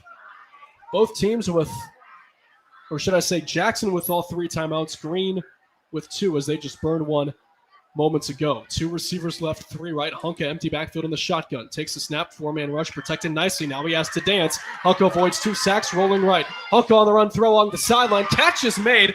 Did Evan Giorgio get that foot in? No, they say incomplete along the 24-yard line on the right sideline. And that will bring up a 3rd down. Or 2nd down, I beg your pardon. Giorgio seems to be a preferred target of Hunka. Yeah, Giorgio has been getting a lot of looks here so far in the early stages of tonight. One of the touchdowns thrown last week were to him from the 3 passing that Hunka threw in the 27-21 loss against Hoover in week 4. On 2nd and 25, Hunka has to roll left. 45-40. He's in trouble, and he's tackled down at around the 38-yard line. He may have lost a yard, so that'll be a sack. Number 12, Tyson Hunka keeps the ball. Waiting for a number here. Tackled by number 48, Reese Myers. And that was Reese Myers It's 3rd down. for the Polar Bears coming off the edge. They actually say that he was brought back to the line of scrimmage, so after all that, when Hunka had to avoid the Jackson rush, pretty much as soon as he touched the ball, rolled left, it goes for no gain. He made it back to the line. So 3rd and 25 from the 35-yard line of Jackson. 2 receivers left and right. Hunka corrals a low snap with time, standing on his own 45 with poise. Will take a shot towards the left side. It's too short. The ball was at around the 3-yard line. It died as that was Aiden Rice coming right to left near the goal line, but it was a few yards shy of him, and it'll be a 4th and 25 here for Green. As even though they have that look like they might go for it, they'll have to boot it away here with 6:11 left to go here in the second quarter. Looks as though we have a helicopter going over Robert Fife Stadium as Hunka catches the punt. Tries to pin the Jackson Polar Bears deep, but it takes a bounce and goes in the end zone for a touchback. So Green will have their defensive unit take the field, and Jackson will take over. I wonder if that's a Fox 8 possible Friday night touchdown helicopter. They do have that sky cam that they use. I hope so, honestly, but I can tell you one thing. They got the best seat in the house. Yeah, we do. Jackson's quarterback can send one into orbit for him. Yeah, the way these two have been launching these passes here in the early stages, I wouldn't be surprised if it hit that helicopter that's going over the right end zone. And you know what? The more I'm looking at it here, Robert, that does seem to be one for their Friday night touchdown show. It has just stopped above the right end zone, getting a nice look at some Federal League action between the Bulldogs and Polar Bears. One receiver left, 2 right. Eckerman in the shotgun takes the snap, will hand it off to Corey Jacobs. Up the middle of the field, made a nice juke move to get himself to the 26-yard line. A late flag comes in the backfield. It may have been something on Green. Wonder if it could have been a late hit, unnecessary roughness, and one of them is talking smack. Is something 11? That's number 11. Yeah. Again, we don't have an 11 on our roster. We apologize, but On one on each side, we're going to offset it. Number 4 and number 11. It'll be second down. so it looks to be there was some jawing between number 11 on Green and number 4 Corey Jacobs. We saw Caden Warner, one of the linebackers, just push him back, be like, "Hey, like, ease on it, or else it'll be another penalty."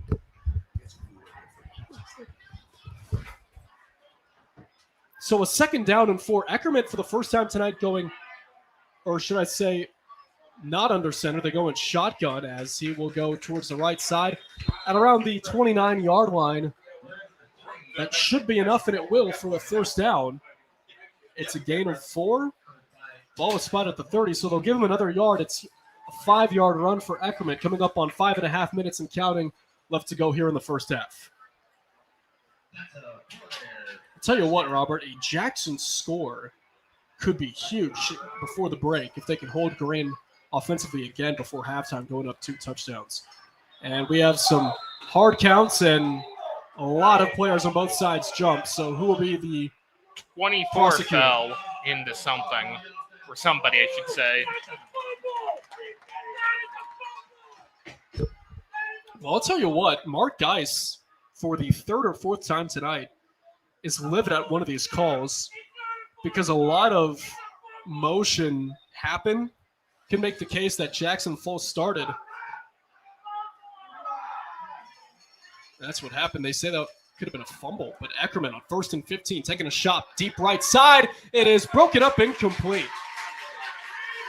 The intended target for the Polar Bears was Michael Regenball. Good coverage there from Reed Liberator, the cornerback. Just stayed with him in man coverage and ended up swatting it away, putting out his right arm, and it was deflected, incomplete. 2nd and 15 upcoming for the Polar Bears.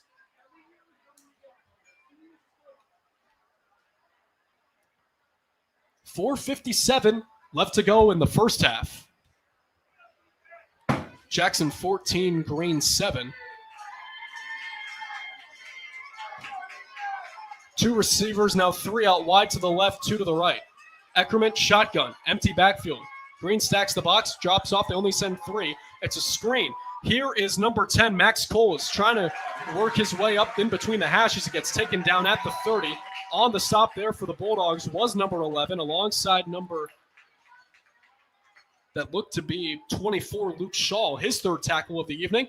And it'll go as a pass play of 6, 3rd and 9. Jackson going no huddle.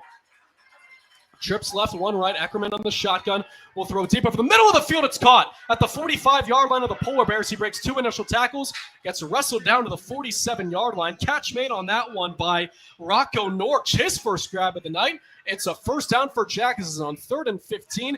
They needed it, and they got it, and then some.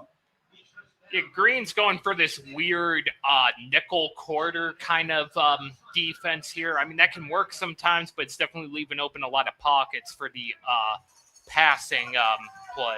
Yeah, especially over the middle. 1 receiver left, 2 right. Eckerman in the shotgun. Give to Jacobs, trying to get out of his backfield, and he's going to lose a ton of yardage.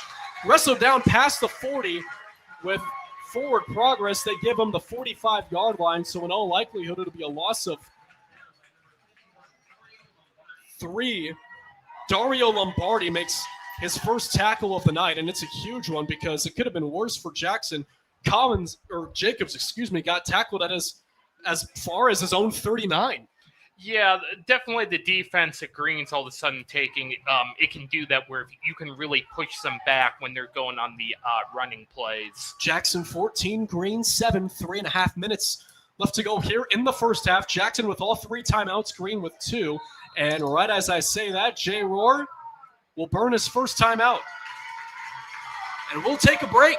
3:26 left to go in the first half. It's Jackson 14 and Green 7.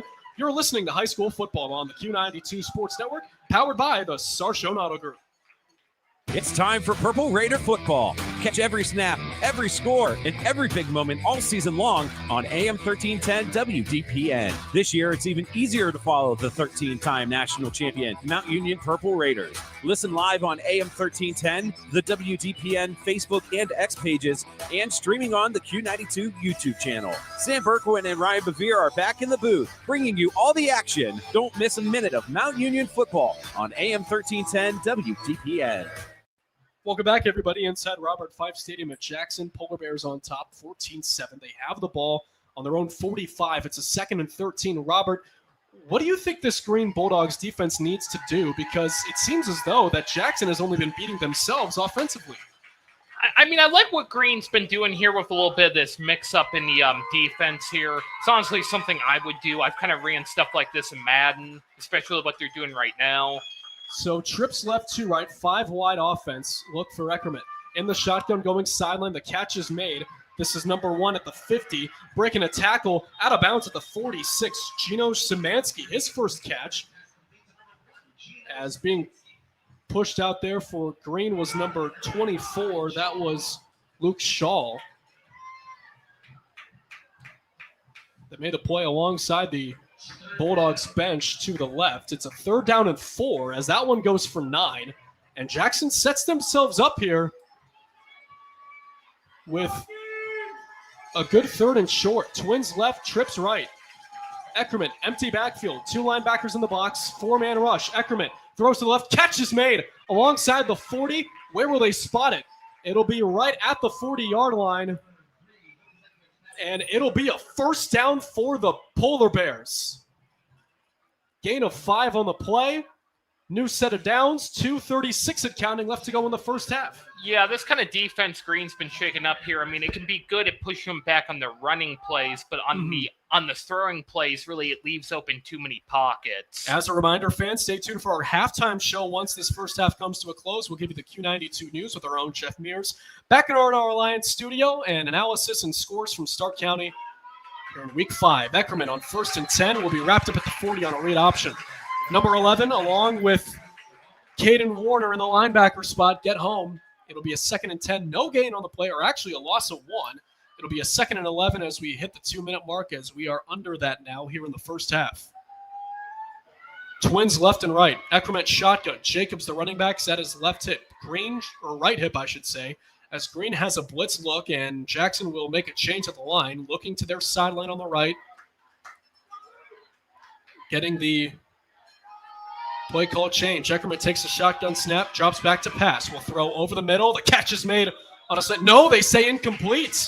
It was in heavy traffic. 2, maybe 3 Green Bulldogs were in there on the initial play. There were 2 of them, and it just went in and out of the chest of Rocco Norch. And that'll bring up a 3rd and 11. Clock stops with 1:32 left to go. Yeah, I believe the ball hit the ground on that one. That was the issue. Now, obviously with that, it was a good ball, but in coverage, double team, that could get tricky. But if they can get some positive yardage here, they could get Cooper Miser into field goal range and have him try a field goal. He's got a strong leg. Here's a delay with Corey Jacobs in between the hash marks, 30, and it's close, but he's going to be short by a yard. It was just a delay to their running back, and it goes for 10. There was plenty of room in between the center and the tackles, so now, or the guards, I should say. So now it's a 4th and 1. Offense stays on the field. 1:03 and counting left to go, 4th and 1. Here's the snap, and we have movement. Could it be a false start against Jackson? It very well could be.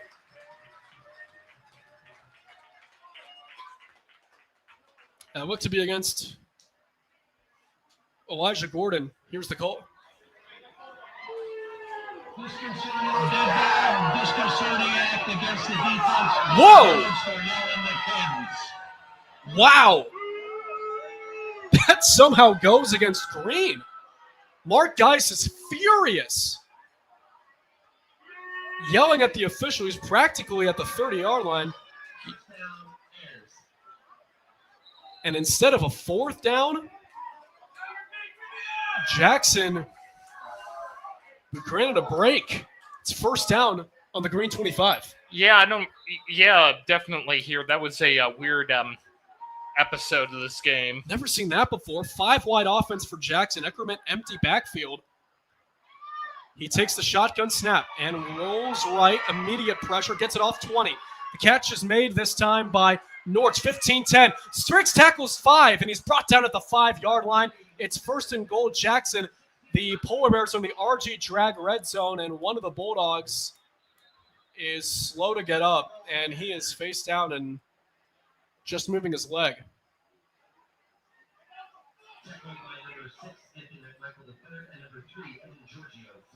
Evan Giorgio and number 6, Anthony McMichael, were in on the tackle, and can't really get a number on the Bulldog that's down. We won't speculate, and with that, we'll step aside. 49 seconds left to go in the half. Jackson on top of Green, 14-7. You're listening to High School Football on the Q92 Sports Network, powered by the Sarshone Auto Group.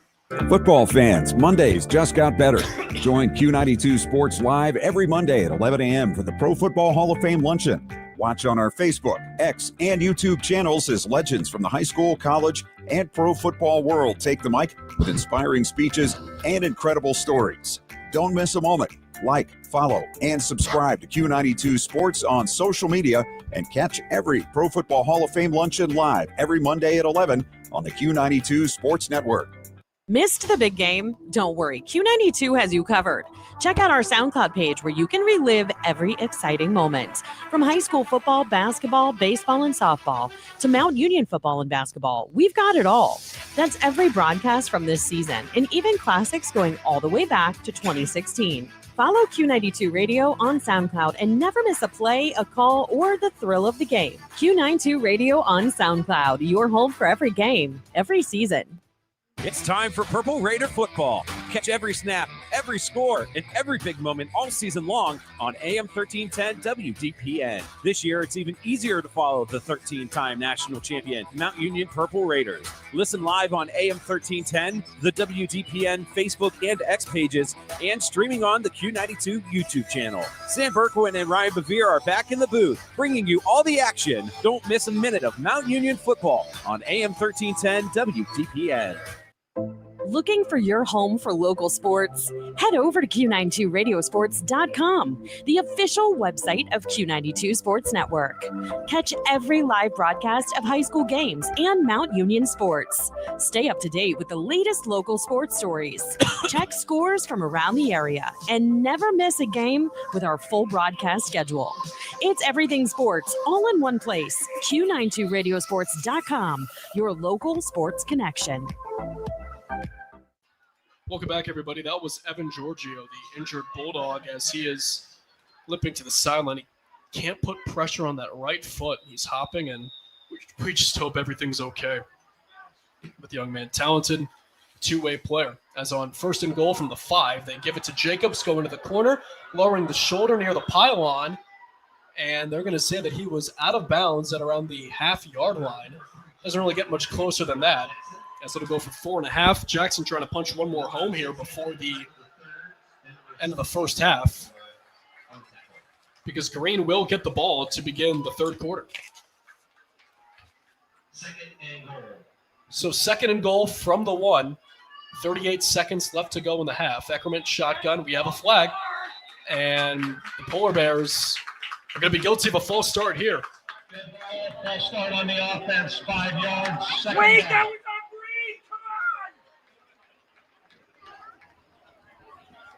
Couldn't find who made the false start, but it'll be backed up to the 5-yard line.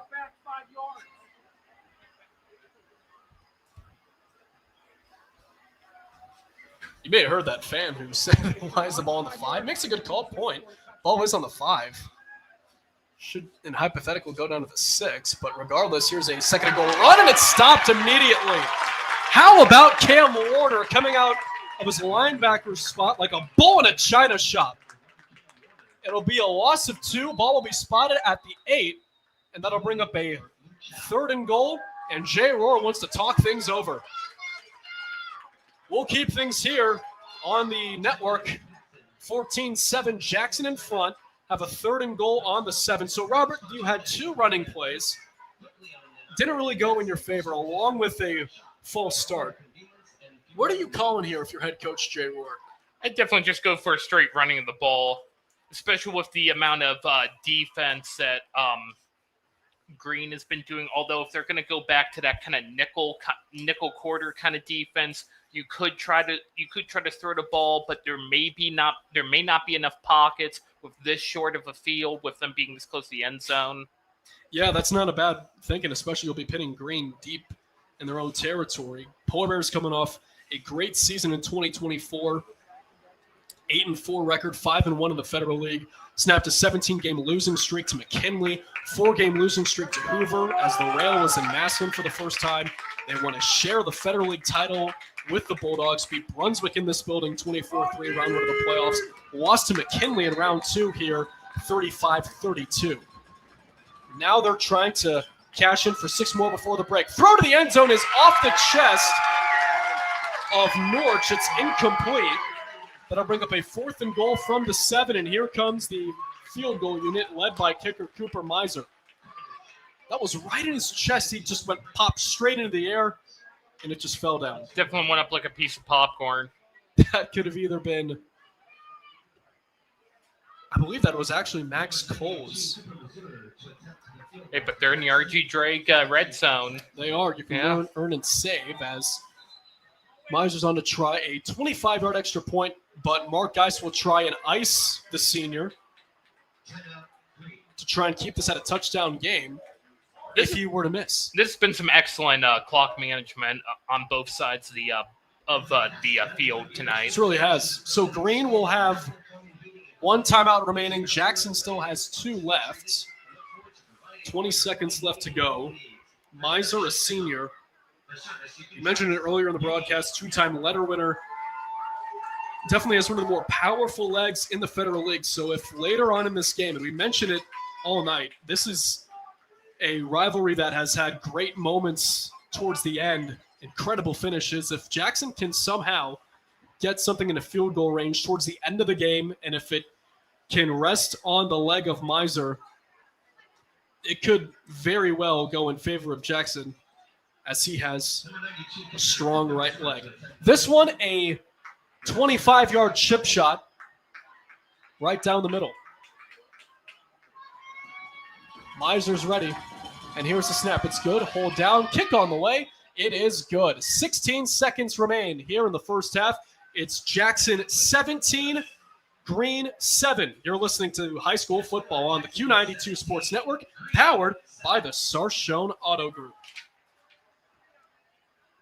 When it comes to sports, Sam Berkwin brings the heat. Catch the Sam Berkwin Show weekdays from 3 to 6 p.m. on AM 1310 WDPN and streaming live on the WDPN Facebook and X pages, plus the Q92 YouTube channel. From the Browns to the Buckeyes, the Guardians, Cavs, and your local high school teams, if it's making headlines in the sports world, Sam is talking about it. It's the local sports talk you want. The Sam Berkwin Show, weekday afternoons on AM 1310 WDPN. You're listening to High School Football presented by Sarshone Auto Group on the Q92 Sports Network. Fans, as another reminder, make sure to tune into the High School Football Halftime Show on the Q92 Sports Network. We'll have your listen to the Q92 News back in our Alliance studio with our own Jeff Mears. Analysis of this one and scores around Stark County in Week 5 of 2025. Robert Coleman with me. I'm Matt Corrali. As Miser will boot it away back to the Bulldogs. 16 seconds left to go in the half, up 10, 17-7 after his 25-yard field goal. Miser approaches the football, line drive kick. Going towards the left side.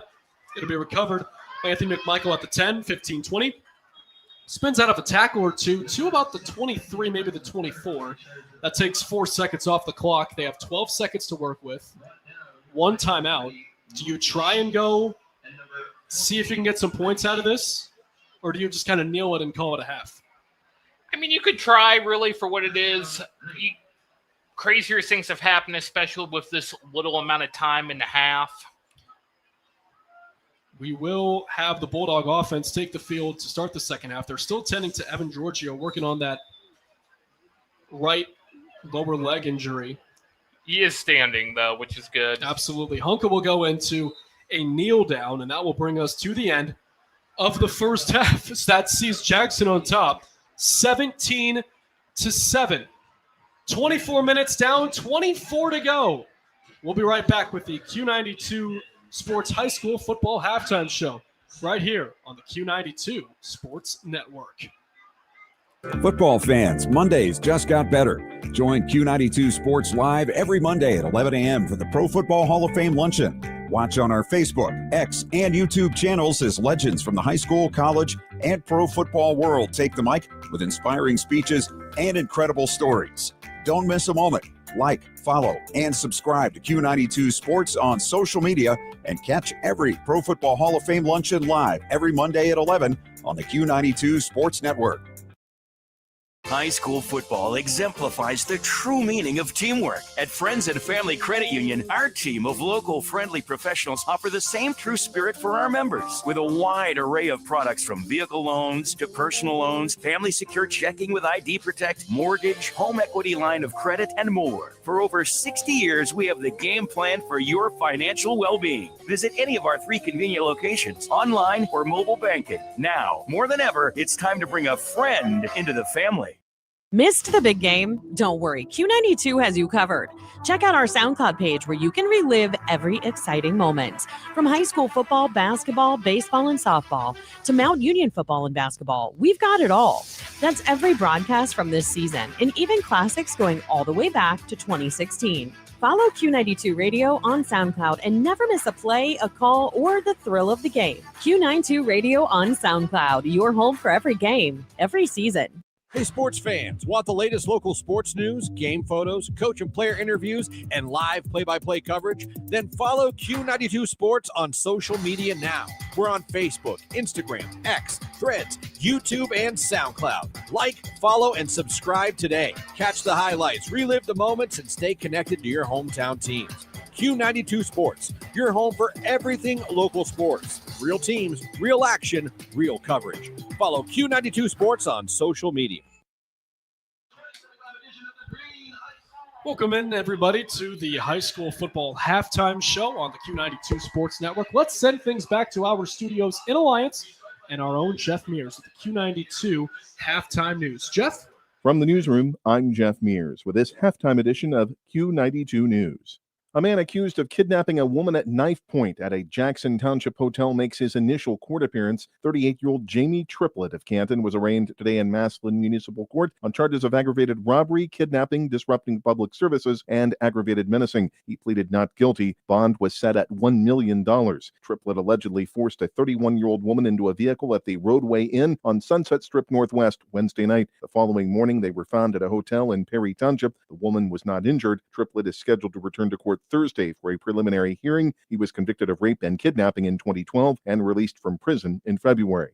A Canton woman is acquitted of a disorderly conduct charge stemming from the assault of her 11-year-old daughter. 34-year-old Paige DeShong was found not guilty Wednesday during a bench trial in Canton Municipal Court. Judge Dennis Barr dismissed a count of obstructing official business. DeShong was accused of attempting to fight a woman who was under arrest for beating her daughter at a park on Stark Avenue Southwest in Canton. 19-year-old Destiny Scott of Canton told police the girl slapped her in the face. She was sentenced to 18 months in prison after pleading guilty in July to a reduced count of aggravated assault. Scott was given credit for 98 days served. A jail cell is now home for an East Canton man who pleaded no contest to 1 misdemeanor count each of cruelty to companion animals and sexual conduct with an animal. 29-year-old Joseph Domer entered the plea Wednesday in Canton Municipal Court. Judge Mary Falvey sentenced him to 180 days in jail. 60 days were suspended on condition of 2 years good behavior. Domer also is not allowed to own a pet. According to court records, Domer took part in a sex act with a canine in April 2024. The dog nearly suffocated. Domer and 25-year-old Jonathan Cunningham of Alina were sentenced in July after pleading guilty to similar charges involving a different dog. The activity occurred from October 2024 to May of this year. A Stark County grand jury has indicted a man who allegedly shot at an Alliance home. 42-year-old Derek Miller of Alliance was charged with felonious assault, improperly discharging a firearm at or into a habitation, and having weapons under disability. He pleaded not guilty today during his arraignment in Common Pleas Court. A pretrial hearing is scheduled for Wednesday.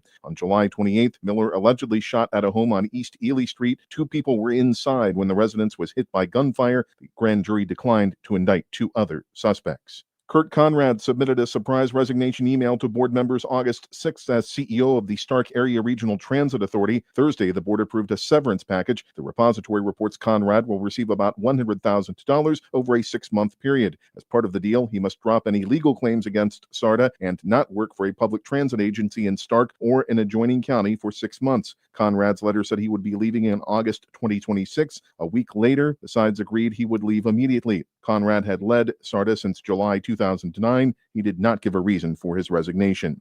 More news after this. The Q92 Sports Network brings you more high school football and basketball games than anyone else, by far. But did you know that you can go back and listen to our broadcast again? Simply go to the Q92 radio page on SoundCloud. We posted the games we broadcast for everyone to go back and relive. We have playlists filled with our high school football broadcasts from 2016 to this season. So go to SoundCloud now, follow Q92 Radio, and listen. And thank you for listening to all of our sports broadcasts of high school football and basketball on the Q92 Sports Network. A former treasurer of the Carrollton Exempted Village Schools pleaded guilty to theft in office and records tampering. 50-year-old Amy Spears will be sentenced October 7th. She admitted improperly using nearly $28,000 while serving as treasurer between September 2022 and October 2024. Spears wrote checks to herself for tuition reimbursement for college classes she did not take. She also wrote herself a $5,000 check. Spears was placed on paid leave April 1st. She may no longer serve in public office. Charges are pending in connection with a fatal crash in Rootstown Township. Highway Patrol says a car was southbound on New Milford Road September 12th when it failed to yield at a stop sign. The vehicle, driven by a 25-year-old Bristolville man, hit a sewer truck at Talmadge Road. Neither driver was hurt. A passenger in the car, 81-year-old Dolores Chiappini of Aurora, died at the scene. The truck is owned by the city of Kent and was being driven to Edinburgh auctions by a city employee. The patrol says they were not at fault. An East Palestine man is headed to prison after pleading guilty to child pornography charges. 75-year-old Robert Rogers was sentenced to 5 years behind bars today by Columbiana County Common Pleas Judge Scott Washin. He was given credit for 23 days served. Rogers pleaded guilty in July to 17 counts of pandering obscenity involving a minor. He was indicted in January. The charges resulted from a June 2024 incident in which he allegedly possessed child porn. Rogers will spend 5 years on probation and must register as a Tier 2 sex offender. 19 years in prison is the sentence for an East Liverpool man. Investigators say 32-year-old Joseph DeSaro was involved in drug activity throughout last year. He was sentenced this week in Columbiana County Common Pleas Court after more than 8,000 fentanyl pills, over 30 grams of powder fentanyl, and more than 90 grams of cocaine were found during multiple investigations. Investigators also seized $15,000 in suspected drug proceeds. A man is charged after a child is injured in a shooting in Warren. Police responded to St. Joseph Hospital Thursday after a 2-year-old was brought there with a gunshot wound. Officers concluded the child was playing with a gun when it went off and they lost part of the finger. The alleged incident occurred at a home on Prospect Avenue Northwest. Police discovered 5 dogs at the address that had been neglected. 23-year-old Narelle Frank was arrested and charged with endangering children and 5 counts of cruelty to companion animals. He pleaded not guilty during arraignment today in Warren Municipal Court. Frank was ordered to have no contact with the victim or have any animals. His next court appearance is slated for Thursday. We'll return you to the stadium for the second half of tonight's game, but first a look at the forecast. For the overnight, mostly clear skies with a low around 56. Mostly sunny Saturday with a high of 85. For Q92 News, I'm Jeff Mears. All right, thank you, Jeff. Now let's take a break, but when we come back, we'll take a look at the Week 5 scores in the area. You're listening to the High School Football Halftime Show on the Q92 Sports Network. When it comes to sports, Sam Berkwin brings the heat. Catch the Sam Berkwin Show weekdays from 3 to 6 p.m. on AM 1310 WDPN and streaming live on the WDPN Facebook and X pages, plus the Q92 YouTube channel. From the Browns to the Buckeyes, the Guardians, Cavs, and your local high school teams, if it's making headlines in the sports world, Sam is talking about it. It's the local sports talk you want. The Sam Berkwin Show, weekday afternoons on AM 1310 WDPN. Looking for your home for local sports? Head over to Q92radiosports.com, the official website of Q92 Sports Network. Catch every live broadcast of high school games and Mount Union sports. Stay up to date with the latest local sports stories. Check scores from around the area and never miss a game with our full broadcast schedule. It's everything sports all in one place. Q92radiosports.com, your local sports connection. Football fans, Mondays just got better. Join Q92 Sports Live every Monday at 11 a.m. for the Pro Football Hall of Fame Luncheon. Watch on our Facebook, X, and YouTube channels as legends from the high school, college, and pro football world take the mic with inspiring speeches and incredible stories. Don't miss a moment. Like, follow, and subscribe to Q92 Sports on social media and catch every Pro Football Hall of Fame Luncheon live every Monday at 11 on the Q92 Sports Network. Hey, sports fans, want the latest local sports news, game photos, coach and player interviews, and live play-by-play coverage? Then follow Q92 Sports on social media now. We're on Facebook, Instagram, X, Threads, YouTube, and SoundCloud. Like, follow, and subscribe today. Catch the highlights, relive the moments, and stay connected to your hometown teams. Q92 Sports, your home for everything local sports. Real teams, real action, real coverage. Follow Q92 Sports on social media. Welcome back, everybody, to the high school football halftime show on the Q92 Sports Network inside Robert Fife Stadium in Jackson. Let's take a look at some scores around the area. Massillon on top of St. Edward Eagles 21-7 with 36 seconds left to go in the half. Massillon capping off a 92-yard touchdown drive. Halftime in Canal Fulton, Northwest on top of Canton South 10-7. Halftime between McKinley and Perry, Bulldogs on top 20-10. Alliance on top of Central Catholic 35-7 at the break. Halftime between Minerva and St. Thomas Aquinas 24-zip is the score. Halftime between Hoover and Louisville. That game is tied, at 7. A couple of injuries. John Collins had to leave the game due to a leg injury, and Louisville's running back Owen Wilson left the game due to a knee injury. You can listen to those games on the Q92 Sports Network right here on the live stream, Robert. I mean, the Massillon St. Edwards game is definitely surprising me. I would expect St. Edwards to really defeat Massillon, especially with them having multiple commits, especially people going to play in North Carolina for his name's slipping my mind at the moment. He's coach for the Packers. But yeah, that's going to be an interesting finish. We'll see if the Eagles can come back on the road or if the Tigers can finish the deal in the final 24 minutes of play. Some other games around the area, Fairless and Orville all tied up at 14 going into the third. East Canton on the road to Ridgewood down by 2 touchdowns at halftime. Tuslaw and Triway are all even up at 14 at the half. Strasburg handling Sandy Valley with ease at the moment, 35-zip in the second quarter. Lake on top of Glen Oak on the road, 28-7. They very well could be on the road to 5-0 by night's end. Yeah, and honestly, the Canton Central Catholic Lions won. I mean, that's definitely going to be a hard loss for Canton Central Catholic, especially we were there last week, too. They're definitely trying hard through injuries and everything they've been through.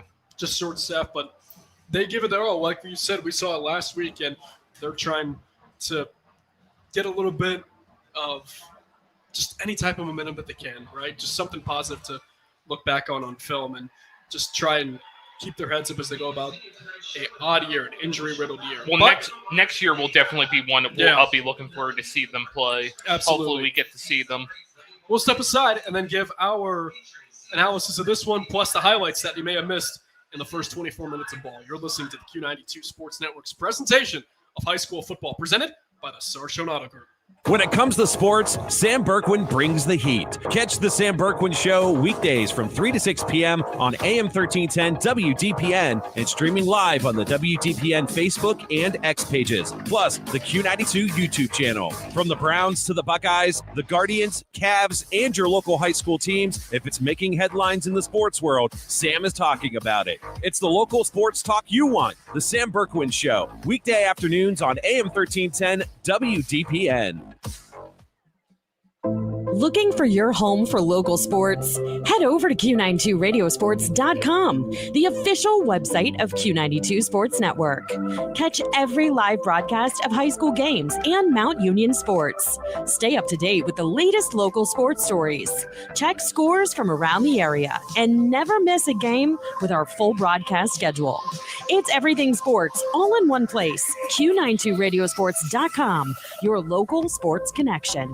RG Drag, Stark County's premier career center, offers programs that prepares its students at the high school level for careers and continued education beyond high school. Upon completion, RG Drag students have an immediate opportunity to obtain a well-paying job in many exciting career fields. We offer everything from culinary, dental assisting, engineering, sports turf and landscape, welding, and so much more. Contact RG Drag to find a program and career that's the perfect fit for you. RG Drag, where careers begin. Hey, sports fans, want the latest local sports news, game photos, coach and player interviews, and live play-by-play coverage? Then follow Q92 Sports on social media now. We're on Facebook, Instagram, X, Threads, YouTube, and SoundCloud. Like, follow, and subscribe today. Catch the highlights, relive the moments, and stay connected to your hometown teams. Q92 Sports, your home for everything local sports. Real teams, real action, real coverage. Follow Q92 Sports on social media. Welcome back, everybody. High school football halftime show. Jackson on top of Green, 14-7. After all of them coming off passing touchdowns, those three scores. So let's hear how it sounded in case you missed it here on this Q92 Sports Network. As a four-man rush, picked up nicely. Hunka will float it down the left side, and a man is there. It's juggled and caught at the 10. 5 is Warner. Can he get in there on an effort? Yes, the ball comes out. It's recovered there by Evan Giorgio, and it's a touchdown for the Green Bulldogs to start things off.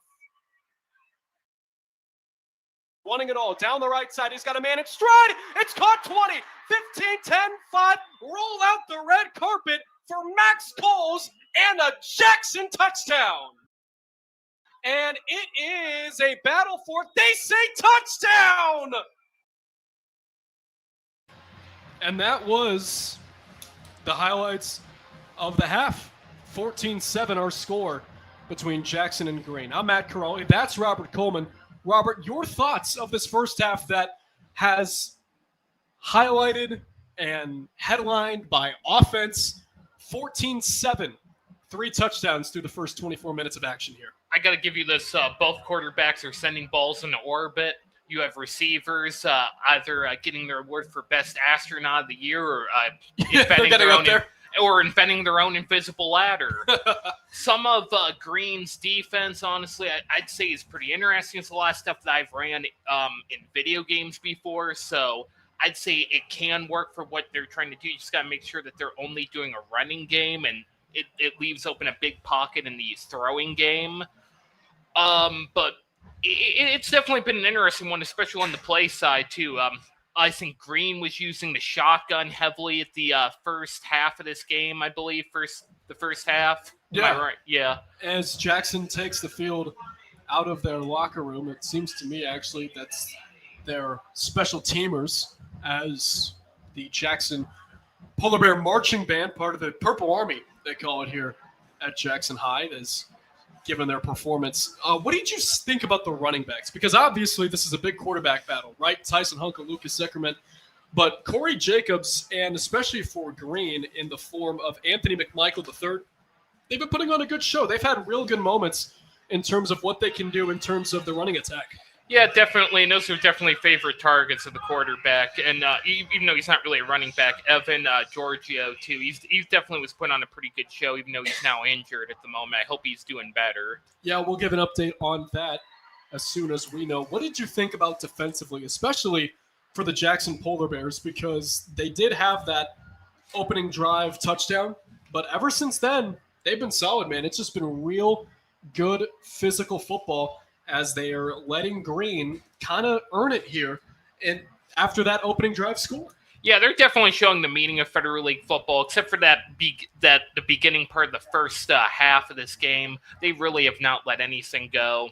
So I think Jackson's doing a pretty good job. I like what they're doing. I like how they're playing to Green, especially how they're reading a lot of what Green wants to do in their defensive schemes. What do you think needs to change with Green in terms of how, not necessarily change, I should say, but in terms of defensively, what do you think they need to do to keep Jackson off the scoreboard? I would definitely say is to go after.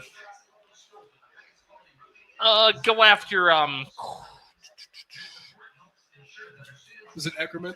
Eckerman. Yeah, I'd say go after Eckerman. But Corey Jacobs. Corey Jacobs too, especially if Jackson. They're going to have to go after.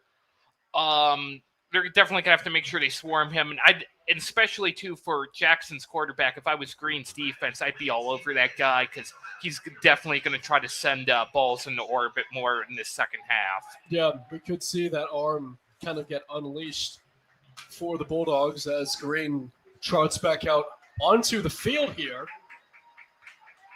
It's just been an odd start, for these Bulldogs. 1-3. We mentioned it right at the top of the game. All 3 losses coming off of just 1-score deficits. Anything else were to change, just if the wind were to blow west instead of east, just the way the ball fell. And, that's just kind of how it works sometimes. They could be 4-0. Yeah, I took Coach Mark Geist words himself in my keys to victory for Green is find a way to win in these close battles. And this is still a very close battle. Don't get anybody wrong here. This is only 7-17. Absolutely, 17-7 our score here at Robert Fife Stadium. That other 3 came off a 25-yard Cooper Meiser field goal right at the end of the half with about 15 seconds left to go. Meiser now trying what seems to be a 50-yarder in warm-ups just now, and it was just a little bit short. And we mentioned it earlier, the fact that, look, he can give you a leg if need be. If they can get in a field goal range in the Green side of the field, if this game comes up late, like it has been the last 4 meetings for these 2 schools, Cooper Meiser can give you that opportunity. The last time these 2 teams played, 21-17 final.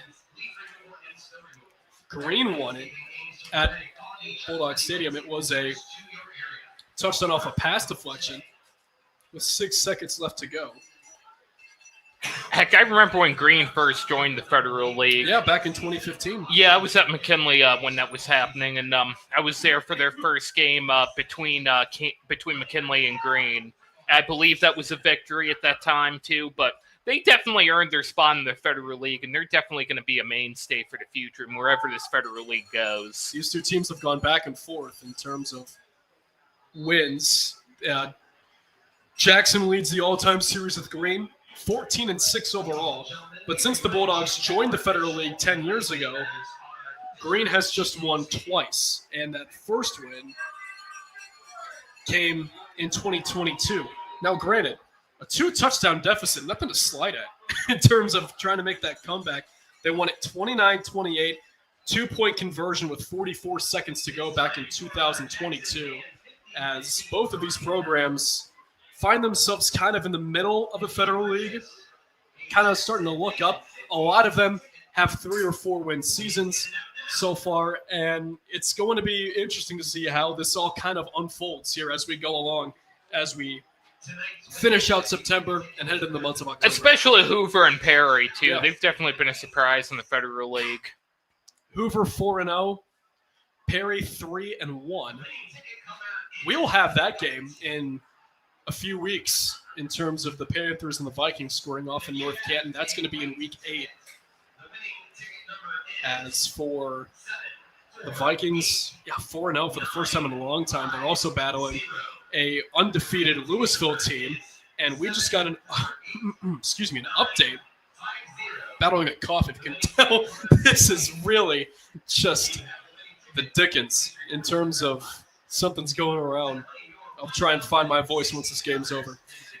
88-yard kick return from Hoover to start the second half. 14-7 Vikings lead in the early stages of the second half. Just all 3 facets. You can win by them, you can lose by them, and it could play a factor in that one out in Louisville. Yeah, the Federal League, in my opinion, is starting to look like what will be the Mountain West next season in college football. I mean, they have a lot of teams that are pretty much showing that they can really do what is desired of them, even though people don't think they can. I mean, Perry, back when I was young, was pretty much not up to snuff. Now the team is up to snuff. They have their historic coach there for a long time. I believe they want to name the stadium after him too. Yeah. Keith Wakefield Stadium. Let's step aside 10 seconds before the start of the second half. I'm going to cough. I'm going to cough, maybe find my voice. We'll be right back. You're listening to High School Football presented by Sarshone Auto Group on the Q92 Sports Network. All right, we got it out. Second half, just moments away from kicking off. Green won the coin toss to start the game. They have deferred, so they will get the ball to begin the second half of play. Cooper Miser going to tee it up for Jackson. Back deep for the Bulldogs will be Anthony McMichael III on the right, and on the left looks to be Chase Herbert, the wide receiver DB junior, 5'10", $165.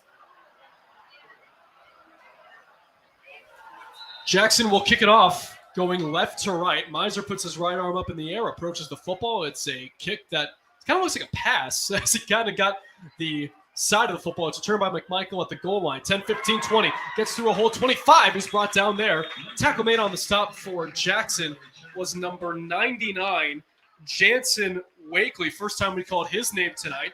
5'9", $175 defensive lineman. He's a senior. And Tyson Hunka and the Bulldogs will try to come out of the gates firing here to start the second half. They started half number one with a touchdown. Try to do the same thing here to begin the third quarter out of the locker room.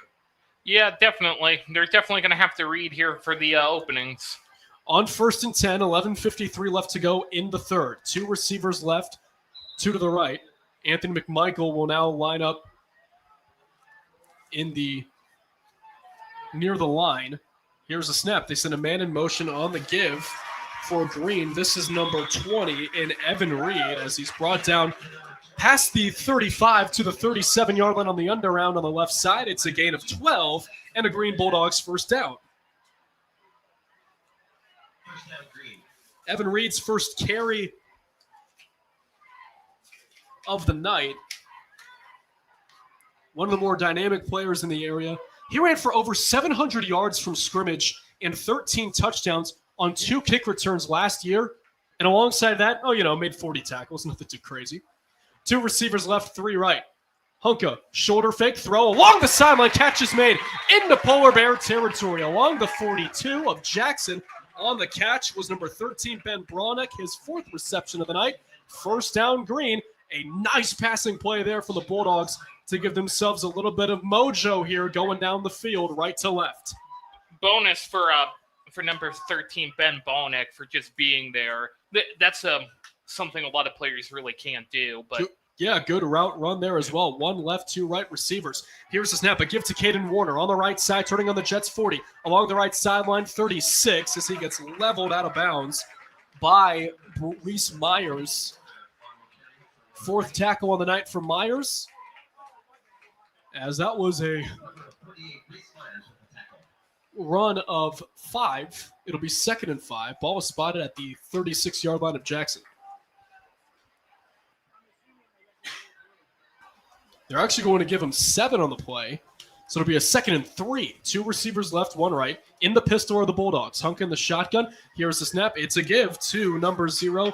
This is Caden Warner going towards his left. He's brought down inside the 35 at around the 33.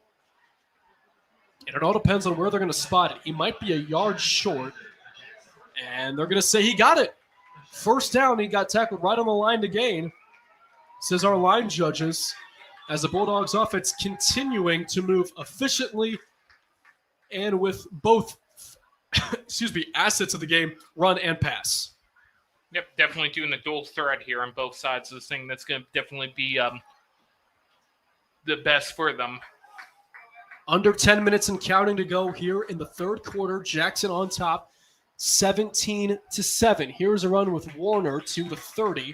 It'll be just a gain of about a yard or 2, and that'll bring up a 2nd and 9. A little bit of a rugby play there, a dog pile. Yeah, it's just a ton of polar bears in on the stop.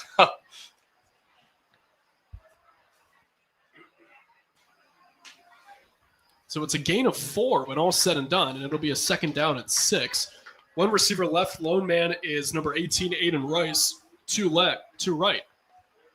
Huck in the shotgun. And we will have a penalty from the line judge, and it's going to be false start against the Bulldogs. False start on the offense.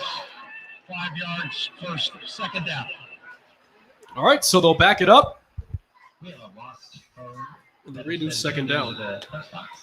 If you lost your phone, Ball be spotted at the 35-yard line. It'll be a second down at 12 now for the Bulldogs.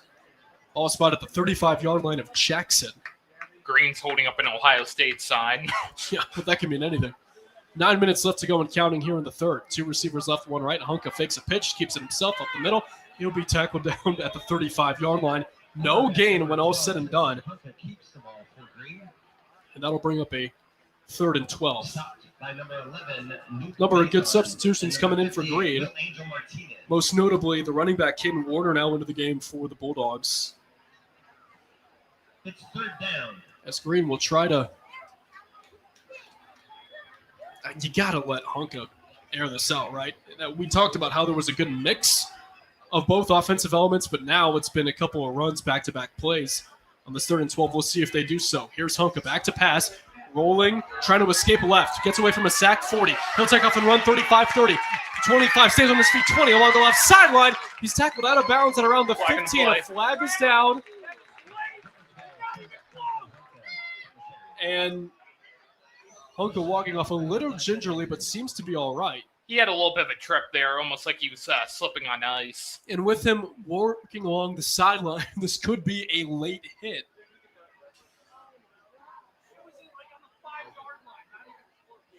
So we'll see.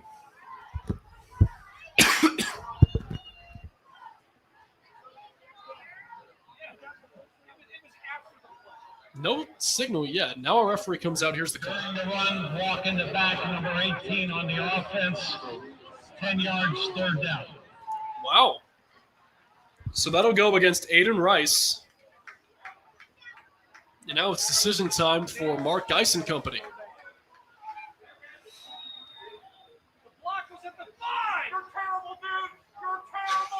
Third and 4. We do not condone this audience.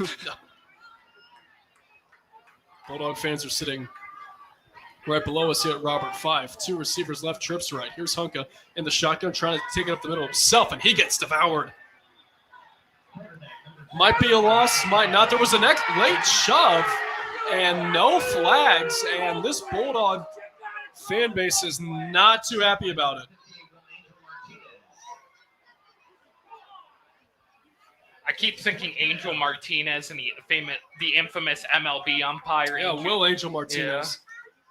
And I get it. Frustrations can mount, just a late shove. You can't do it, but sometimes you get away with it. Officials don't see it. That's exactly what happened there. So, 4th down and 3. Green will have to go for it here. They're in no man's land as here's a run to the right side with McMichael. And the ball comes out. It's recovered by the Bulldogs. It all depends on where he fell on it. We don't have a number on who got on top of it for Green yet. But one of the Bulldog linemen is down. And he is face down in pain.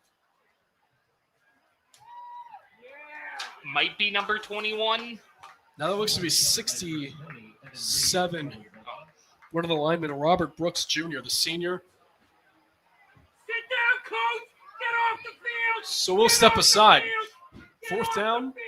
Jackson on top, 17-7 of Green. You're listening to High School Football on the Q92 Sports Network, powered by the Sarshone Auto Group.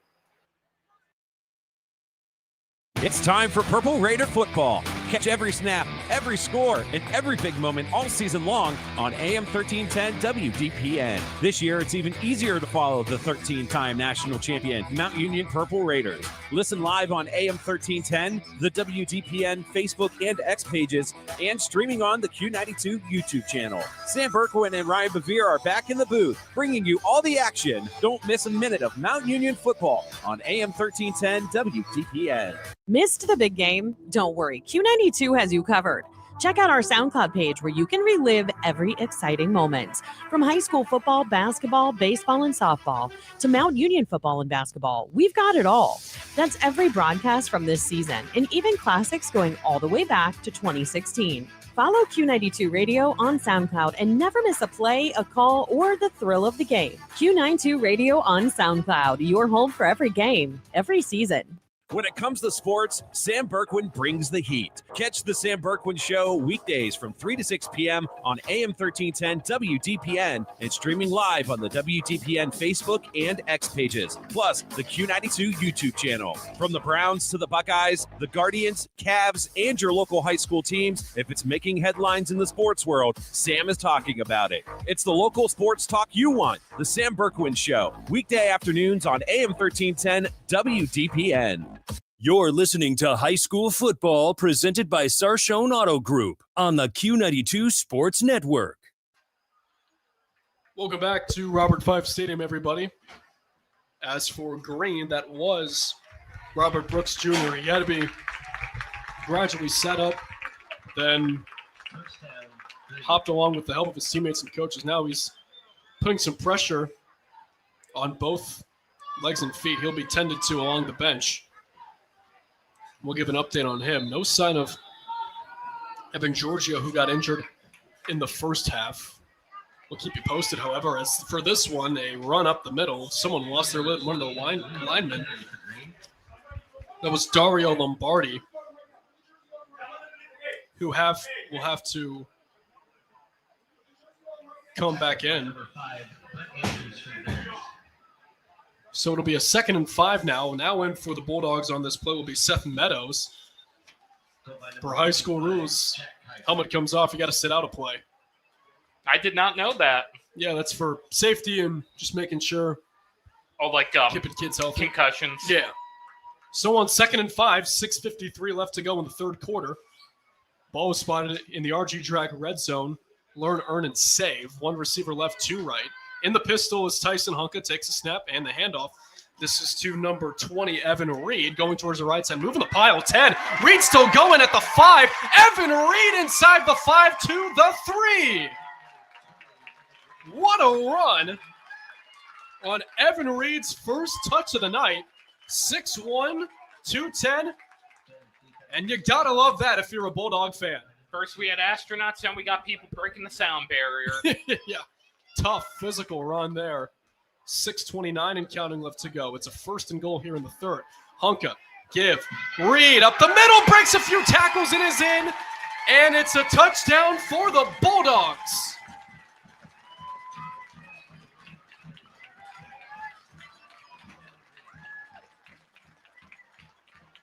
And things get a little more interesting inside Robert Fife Stadium.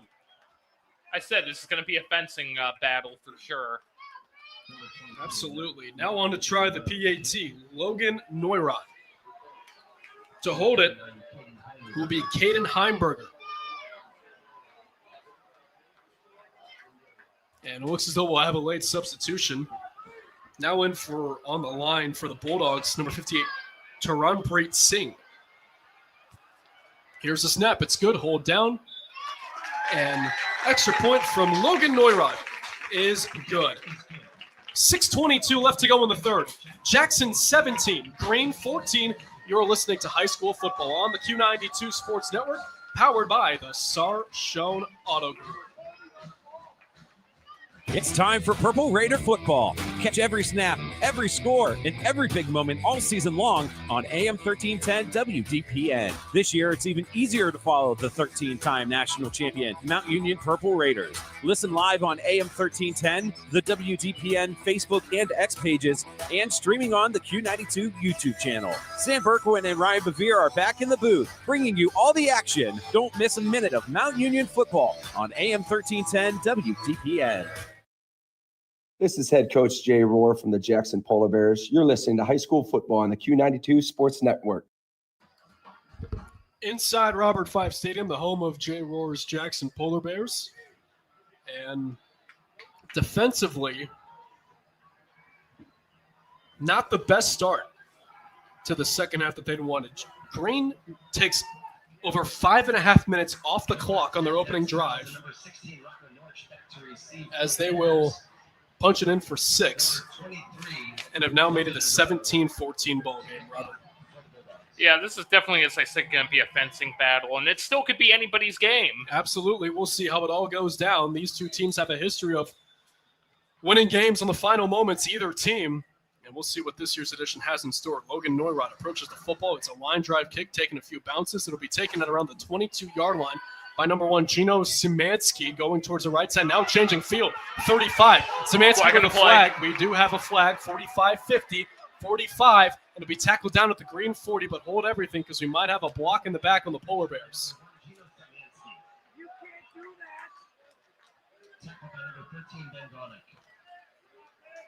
We'll see what the Laundry's for. Here's the call. It'll be against the Polar Bears.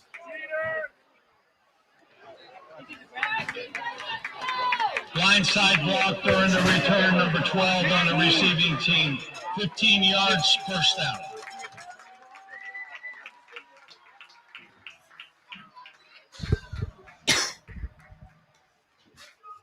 So Jackson will have to have it backed up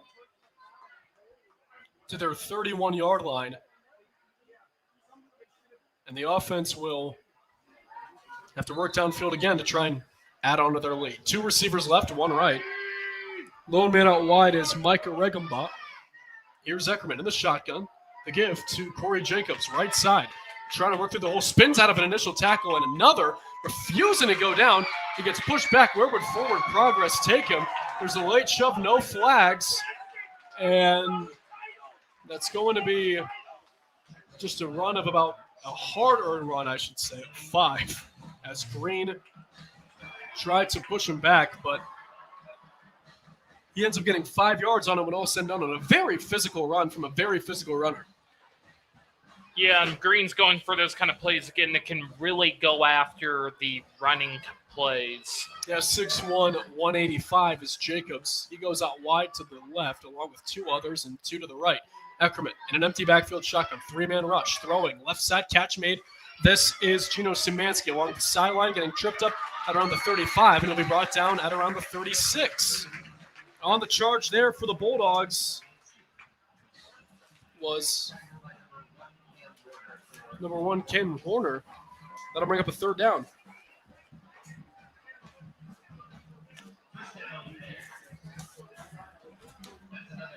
It's enough for a 1st down when all said and done. All they needed was 4, and they moved the chains. So Jackson getting the ball upfield here as we hit 4:50 and counting left to go in the 3rd. 1 left, 2 right.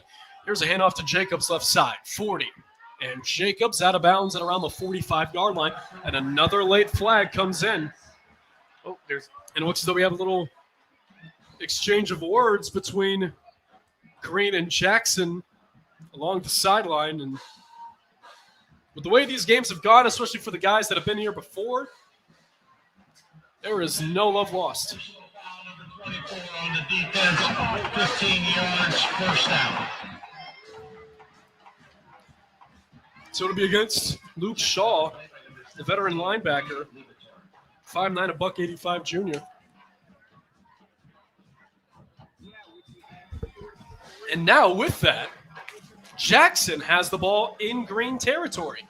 Ball was spotted on the Bulldog 40. 1 receiver left, 2 to the right. In the pistol are the Polar Bears. Eckerman, shotgun, takes the snap, fakes the handoff. Looking back to pass. Here comes the Bulldog rush, and they get home with a flag. This could be on an illegal hit on Dario Lombardi. I don't know where. This could be a face mask, though. It's a little tough to see from up top, but here's the call. Face mask, 5 yards on the defense, first down. A lot of people on the green side are saying that he got his jersey. And the ref just, or the official, I should say, didn't see it right.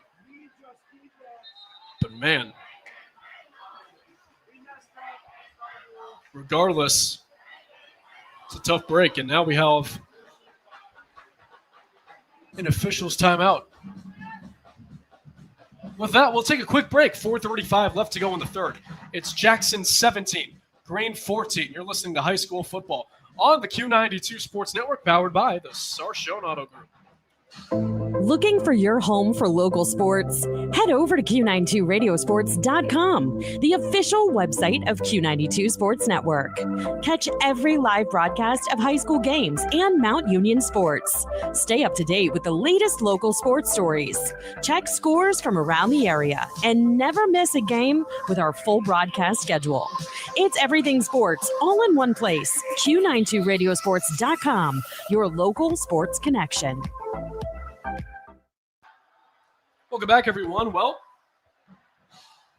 I wonder if they were talking about if that was actually a face mask. The ruling is still upheld. Ball was still spotted at the 35-yard line of the Bulldogs. 4:34 left to go. Jackson up 3. If you're just joining us. Northwest on top of Canton South, 17-7 through 3. Hoover on top of Louisville, 28-7. 11-10 left to go in the fourth. Eckerman in the shotgun will give it to Corey Jacobs' right side. On the 35, going for the corner, and he will be brought down inside the 35 to about the 33. As on 1st and 5, he may have gotten 2 yards, possibly 3. Wait for an official spot. The ball was spotted at the 33. It's a gain of 2. 2nd and 3 upcoming for the Polar Bears. This is definitely going to be a crucial moment of the game. Yes, it will. If Jackson can go down and score here, it's not the end of the world, but makes life more uncomfortable and would give them their largest lead of the night. Trips left, no receivers out wide right. Ackerman in the pistol, gives it to Jacobs, up the gut. Jacobs brought down at the 30. On 2nd and 3, he's going to get 2 yards out of that one, and that'll bring up a 3rd down and 1. Ball is spotted at the 31. Jackson trying to go no huddle, trying to catch the screen defense snapping. Trips left, Ackerman shotgun. Fakes the handoff. Read option left side, he's got a hole. 30, 25, and he gets sandwiched at the 25-yard line. He pops up. Everyone's okay. That was a big hit from Eckerman that he took. It's a 1st down for the Polar Bears. As we talked about this with Jay Rohr on Wednesday, he's just such a tough kid, Lucas Eckerman. Had to deal with a knee injury 2 years ago, missed the first 2 games of this season, trying to make sure that knee was good to go for playing action, and he's come out here and it looks as though he's missed no signs of game time at all. So on 1st and 10, ball spotted at the 25-yard line of Green. Trips left, 1 right. Eckerman back to pass. 3-step drop, going end zone. He has a man, and it is incomplete. Intended target for Jackson was Michael Regenball. On the coverage for Green was Jaden Hall, the defensive back. And we'll do it again. 2nd and 10, 2:41 left to go here in the third. We saw that exact same play to that exact same receiver work, but this time Green was ready for it. Twins left and right are the receivers. Eckerman, shotgun. Right behind him is Jacobs. Green is saying that Jackson may have missed a false start. Here's Eckerman. High over the middle. It's nearly picked off. Almost intercepted by the linebacker, Anthony Swank. Just a little too high. A penalty is down. They are going to get Jackson for a holding here, which would back the ball up even more compared to a false start. Definitely worked out better for them in the wash, despite what the fans are saying.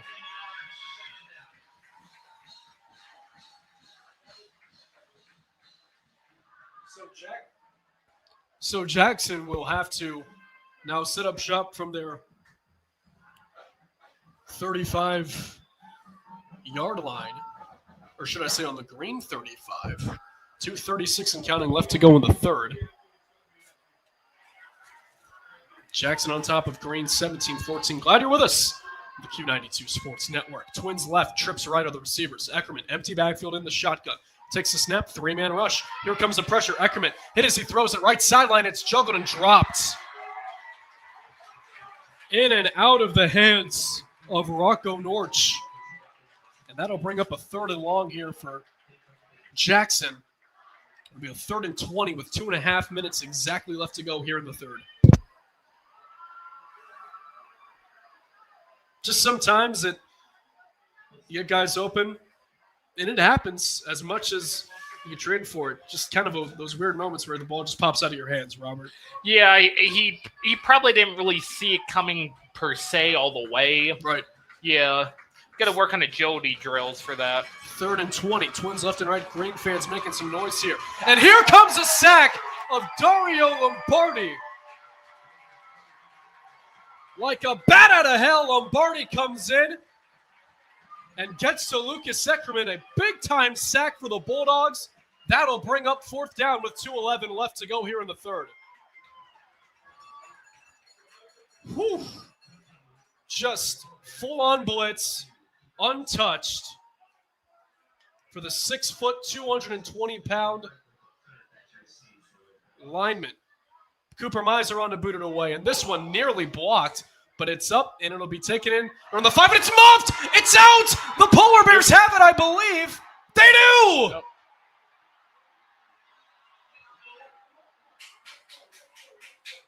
Oh, man. Anthony McMichael, the 3rd. And the rest just was saying Rocco right Norwich. Go off his hands. Yep, they were also saying Rocco Norwich of Jackson, too, was in on that. He got the recovery, and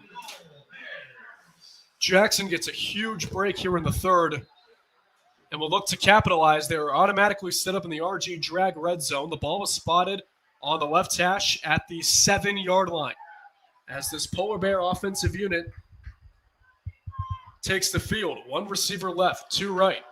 Eckerman in the shotgun. Corey Jacobs right behind him in the pistol.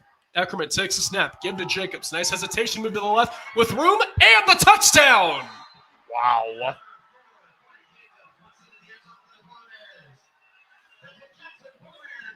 They just needed 1 play to cash in.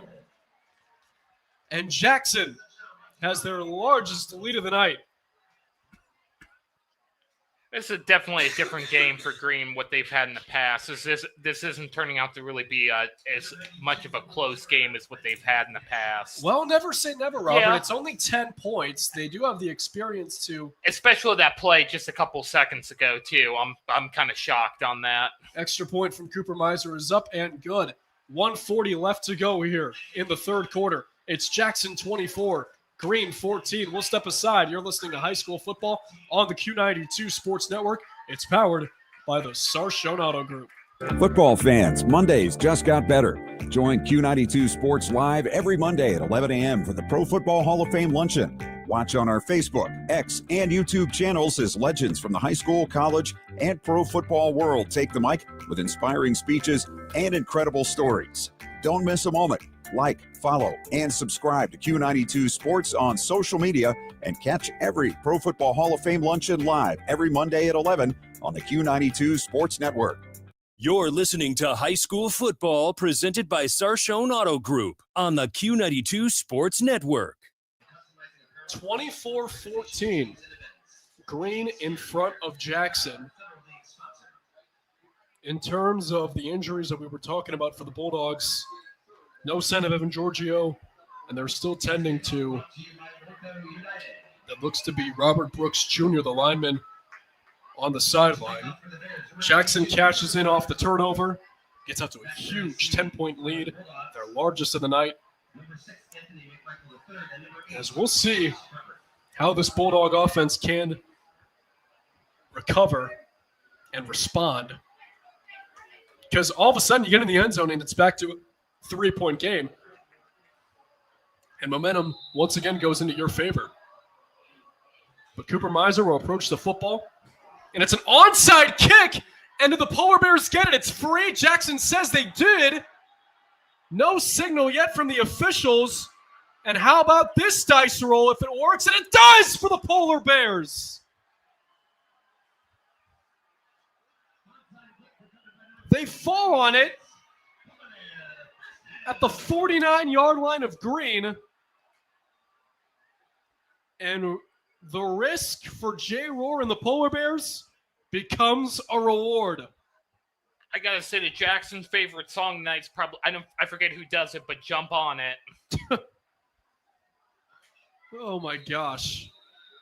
What a last couple of minutes here. in terms of just the play. It's crazy. This was 17-14, not even 5 minutes of game time ago, 5 minutes ago. And then a muff punt. They take it in for 6, and then they go onside kick. Jackson recovers. And all of the momentum is on the side of the Polar Bears. As here's a run with Jacobs busting away from a tackle. And no, he ends up getting him down in the backfield. Nice job there by Caden Warner to stay with it, bring him down to the ground, and it'll be just a gain of 1. It'll be a 2nd down and 9. Actually, a gain of 2, 2nd and 8. Ball will be spotted on the green 47.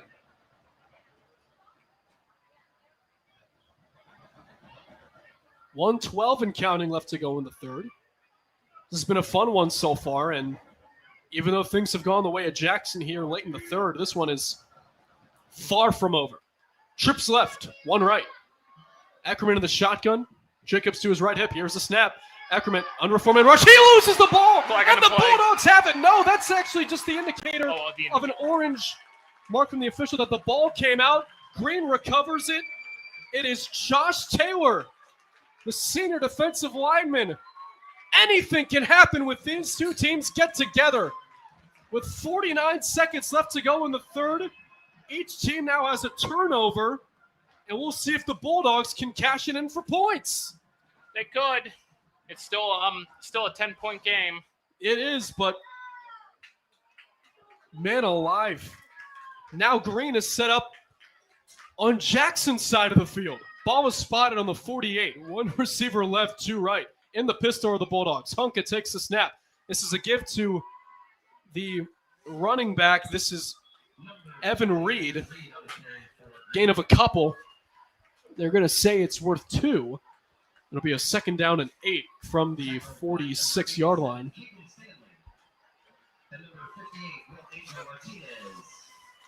One receiver left, 2 right. Approaching 25 seconds of counting left to go in the third. And Green will try to get one more play out of this one. Hunka in the pistol. Takes a snap, play action. Hunka back to pass. Standing strong, letting it fly. Deep down the field, he's got a man. It is incomplete, but there will be a pass interference penalty. This one will help out Green. They tried to go to Sam Dubrovets for the first time tonight. On the coverage for Jackson was Kyrie Tyler, their starting corner. But he grabbed a little bit too much of the front of the jersey, and it'll be pass interference. Number 21, 15 yards. First down. So 11 seconds are left to go here in quarter number 3. Jackson on top, 24-14. 2 receivers left, 1 right. They will get at least one more play out of this, but in all likelihood, this will be the final play, unless there's an incompletion. Here's Hunka going up the middle. Hunka breaking through 20, 15, taken down at the 12-yard line. It's a first down for the Bulldogs with 5 seconds left to go, and in all likelihood, that'll bring an end to this third quarter. That sees Jackson on top. They get a touchdown, 24-14, but Green is driving. They're in the RG Drag red zone. Learn, earn, and save. Can they cash in? Find out after this on the Q92 Sports Network, all powered by our friends at the Sarshone Auto Group. Northeast Ohio knows football, and Sarshone Auto Group knows Northeast Ohio. As an official partner of the Cleveland Browns, Sarshone Auto Group serves our community with the best selection and the best service. From Ford, Chevy, Chrysler, Dodge, Jeep, Ram, and more. From the toughest trucks to the SUVs that fit your family. Sarshone Auto Group, an official partner of the Cleveland Browns, and the place where Northeast Ohio comes to drive. Visit Sarshone.com. You're listening to High School Football presented by Sarshone Auto Group on the Q92 Sports Network. It's time to put your 4s up, everybody. We're in the fourth quarter between Green and Jackson. Polar Bears on top 24-14, but Green is in the RG Drag red zone. Robert, your thoughts as we approach the final quarter of play? This has definitely been a back and forth game here. It still could be anybody's game with the way the score is, and it's still pushing to be a close game like most of Green's games this year have been. Yes, it has. 3 losses, for Green have come just off a one-score deficit. One left, two to the right of the receivers. They give it right up the middle with the running back. Inside the 5 is Evan Reed, down to the 2. It'll be a gain of 6. And it'll be a 2nd down and 1. They can still get a first down. Or excuse me, it is a first down. So it'll be 1st and goal for the Bulldogs at the 2. One left, 2 to the right of the receivers. Hunka in the shotgun, takes a snap. He kind of shovels it to Evan Reed, who's in for the Green touchdown. Not done yet. The Bulldogs cash in off the turnover. And Green makes things way more interesting here. It is 24-20 in the early stages of the 4th.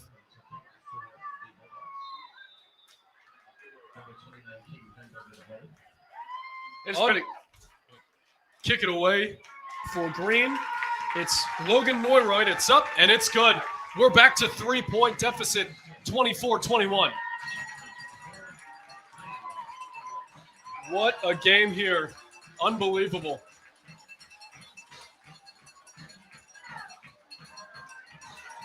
We were hoping for it all week. Maybe we can get a great game between these two schools. Heck, that's been the case for the last 4 years between these schools, and that's exactly what's gone on here tonight. Truly an awesome affair between the Bulldogs and the Polar Bears, Robert. Yeah, but all the Federal League programs from top to bottom have really been improving themselves, and they're always up to put on a good show. They really have. Many of them with 3 and 4 win seasons. As a matter of fact, let's take a look at how some area teams are doing. Hoover's on top of Louisville, 31-7. 6:03 left in that game. They're on their way to a 5-0 start for the first time in who knows how long. We have some finals trickling in. Minerva takes down St. Thomas Aquinas, 31-0.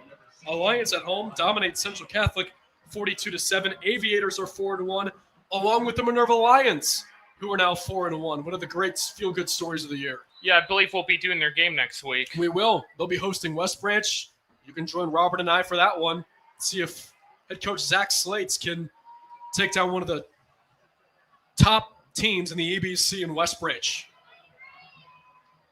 I have never personally seen a West Branch game of any sport, but I'm kind of excited for it. 11:35 left to go in the 4th, and this one's muffed, and it's picked up there by Jackson's number 16 and Rocco Norwich. I think it's taken down all the way back at the 10.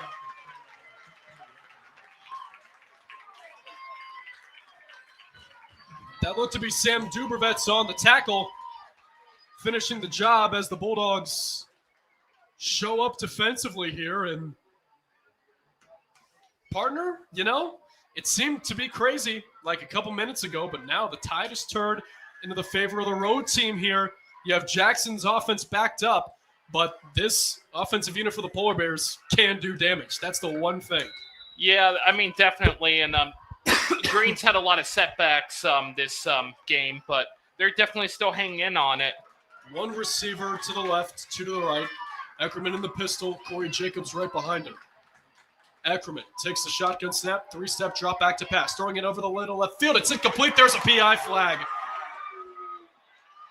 Jaden Hall will be called guilty of the pass interference as he is hurt. He reached out with his right arm, and he did make contact right in front. That is the right call, as it is a leg injury for Jaden Hall. So we'll step aside. 11:24 left to go. Jackson 24, Green 21. Number 7, 15 yards, first down. On the Q92 Sports Network, powered by the Sarshone Auto Group. Football fans, Mondays just got better. Join Q92 Sports Live every Monday at 11 a.m. for the Pro Football Hall of Fame Luncheon. Watch on our Facebook, X, and YouTube channels as legends from the high school, college, and pro football world take the mic with inspiring speeches and incredible stories. Don't miss a moment. Like, follow, and subscribe to Q92 Sports on social media and catch every Pro Football Hall of Fame Luncheon live every Monday at 11 on the Q92 Sports Network. Missed the big game? Don't worry, Q92 has you covered. Check out our SoundCloud page where you can relive every exciting moment. From high school football, basketball, baseball, and softball to Mount Union football and basketball, we've got it all. That's every broadcast from this season, and even classics going all the way back to 2016. Follow Q92 Radio on SoundCloud and never miss a play, a call, or the thrill of the game. Q92 Radio on SoundCloud, your home for every game, every season. For Jaden Hall, he was able to walk off on his own power, which as though it was an ankle injury for him. So 1st and 10 for the Polar Bears. Eckerman in the shotgun, gives it to Jacobs, bursts through a small hole, 35-40. Corey Jacobs down to the 45, make it the 46-yard line. A great run of 16 and a new set of downs for the Polar Bears.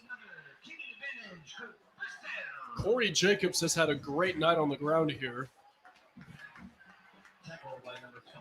as he has been just so dominant when he gets the football. Green's defensive front, linebackers, safeties, everyone, they just had really trouble stopping him. Yeah, that's why I decided to highlight Corey Jacobs in my interview with Jackson's head coach, Jay Rohr. One receiver left, two right. Eckerman in the shotgun, takes a shotgun snap. Steps up on 2 steps, throws it deep downfield, and it's incomplete. Wanted to get it to Michael Regenball. Good coverage there, made by number 14, Joel Brink, downfield. Would have been a great catch, but just a little overthrown. Brink made life uncomfortable for Regenball, and that'll bring up now a 2nd and 10. Ball was spotted at the 46-yard line. Jackson getting the play call from the sideline as they now come out of it. One receiver left, trips right. Eckerman in the shotgun. The lone man out wide to the left is Gino Szymanski. Here's a snap. On a delay, it's Jacobs. Going upfield, nice hesitation move. Jacobs gets out of a tackle at midfield, lowering the shoulder, challenging Green linebackers, but the linebackers end up winning that battle. He's down at the 47-yard line of Green, so they cross midfield, but now a 3rd down and 3 upcoming for Jackson. Robert, what do you do if you're head coach Jay Rohr and the Polar Bears offensively? I'd definitely go for the passing game here. That's definitely where you're going to find the pocket here in Jackson's quarterback, number 3.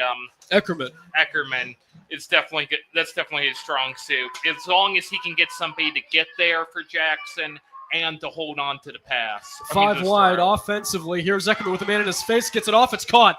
And it'll be tackled out at the 45, short of the marker. Catch made by Max Cowles. It'll be a 4th and 1, so it'll be decision time for the Polar Bears. New lineman will come into the game in the form of number 73 for Jackson, A.J. Ramsey. We got an earthquake in the box. These Bulldog fans are getting loud below us, and they should be. It's 4th and a yard. Eckerman in the shotgun. Just one receiver outlined to the left and right. In the pistols, Eckerman. He'll give it to Jacobs. Jacobs stiff arms a man. Bouncing to the right side. 1st down and more. Jacobs out of bounds inside the 40. What a stiff arm from Corey Jacobs to keep the drive alive for Jackson. They needed 1. He got him 10. And a 1st down for Jackson. That's definitely what Jackson needs to keep it alive for them. Or I should say to keep them in the victory circle. 9:19 is left to play here in regulation. Jackson 24, Green 21. A huge 4th and 1 run there from Corey Jacobs, showing patience as he saw 2 linebackers in there and got our way going to his right side.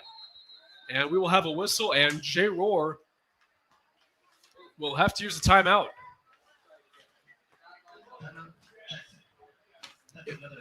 It'll be their first of the second half.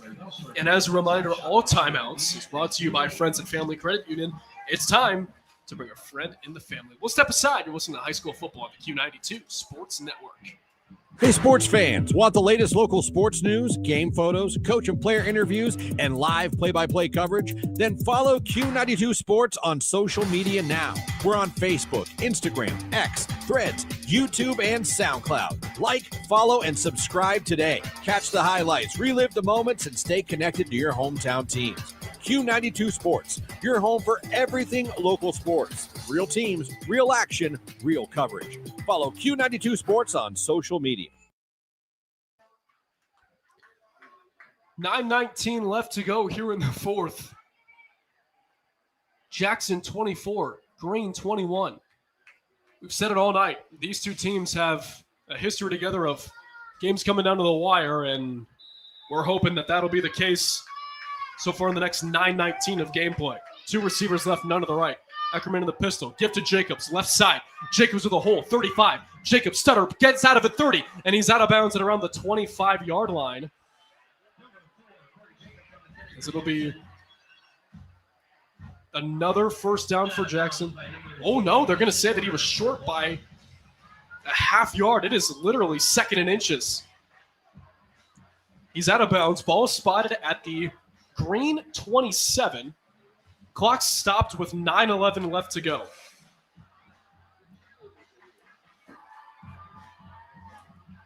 You got to give it to number 4 here in the form of Corey Jacobs. Seems as though that's the responsible thing to do. And they do. Jacobs left side finds a hole, 25. Jacobs lowers the shoulder down and around the 21-yard line. It's another first down for Jackson on a 5. Do you remember watching Le'Veon Bell play for the Steelers? I think I do, yeah. Remember how patient he was? Like, he got the ball and he kind of stopped to kind of let his line kind of block for him, see where the holes are. That's exactly how Corey Jacobs runs. Yeah, it's definitely gonna have to be something you're gonna have to do there. You gotta watch out though, because then the opposing defense can swarm you there. So you definitely gotta read when that's right and when that's wrong. 8:51 and counting left to go in game time. 2 receivers left, 2 right. Eckerman in an empty backfield. They're knocking on the door of the RG Drag red zone. Eckerman, quarterback keeper, right up the gut, 20, 15. Lucas Eckerman to the 9. First and goal, Jackson. As the Polar Bears are now in the RG Drag red zone, learn, earn, and succeed. Great job there, especially because he had to corral a high snap and made sure to get it upfield, follow his holes, and keep the line moving for another first.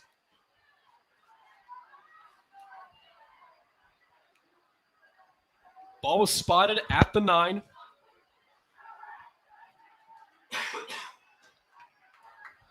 Eckerman in the shotgun with twins left. Gives it to Jacobs. Left side, Jacobs. Nice stutter step at the 5. Jacobs trying to move the pile to the goal line. He's at the 3, the 2, and it'll be stopped there. Nice run of 7, and it'll bring up a second and goal from the 2. 8 minutes and counting left to go here in this fourth quarter. We have multiple whistles, and one of the Polar Bears is down. As he's grabbing onto a leg there. And kind of stretching him out. Yeah.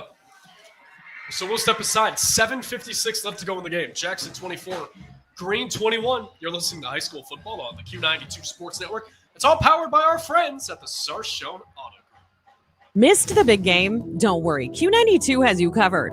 Check out our SoundCloud page where you can relive every exciting moment. From high school football, basketball, baseball, and softball to Mount Union football and basketball, we've got it all. That's every broadcast from this season, and even classics going all the way back to 2016. Follow Q92 Radio on SoundCloud and never miss a play, a call, or the thrill of the game. Q92 Radio on SoundCloud, your home for every game, every season.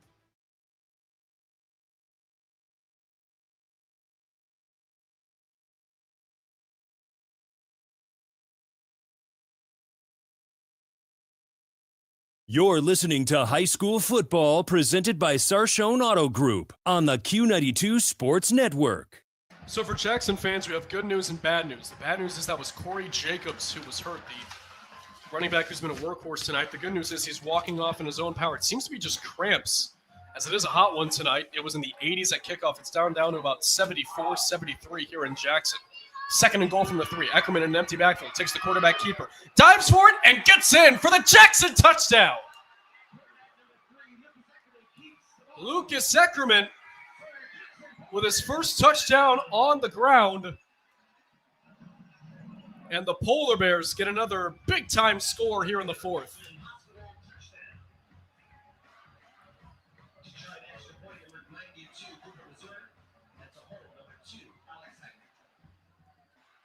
Cooper Miser will kick the extra point. Here's the snap. It's good. Hold down. Kick is up, and it is good. Lead back to 10 for the Polar Bears. 7:50 left to go in the fourth. Jackson 31, Green 21. You're listening to High School Football on the Q92 Sports Network, powered by the Sarshone Auto Group. It's time for Purple Raider football. Catch every snap, every score, and every big moment all season long on AM 1310 WDPN. This year, it's even easier to follow the 13-time national champion, Mount Union Purple Raiders. Listen live on AM 1310, the WDPN Facebook and X pages, and streaming on the Q92 YouTube channel. Sam Berkwin and Ryan Bevere are back in the booth, bringing you all the action. Don't miss a minute of Mount Union football on AM 1310 WDPN. This is head coach Jay Rohr from the Jackson Polar Bears. You're listening to High School Football on the Q92 Sports Network. 7:50 left to go in the fourth. Jackson on top by 10, 31-21. Robert, what worked so well on that drive for Jackson? It had to be Corey Jacobs, right? I mean, the man is just unstoppable. Yeah, I don't know where he's going in life, but it's definitely going to be some pretty good places. I hope he's okay, though. Yeah, it seems to be. Have a view of him on the sideline. He's walking normal. He was injured earlier, but on a 4th and 1, when all seemed dead to rights, he managed to stiff arm a defender or two on Green and took it to the right side for a first down. Miser's kick, end over end, going towards the right into the end zone, and it'll be a touchback for Anthony McMichael III. So Tyson Hunk and company will have to go 80 yards again down the field, 7:50 each team. Green has 3 timeouts. Jackson has 2. They had to burn one with about 9.5 minutes left in the fourth.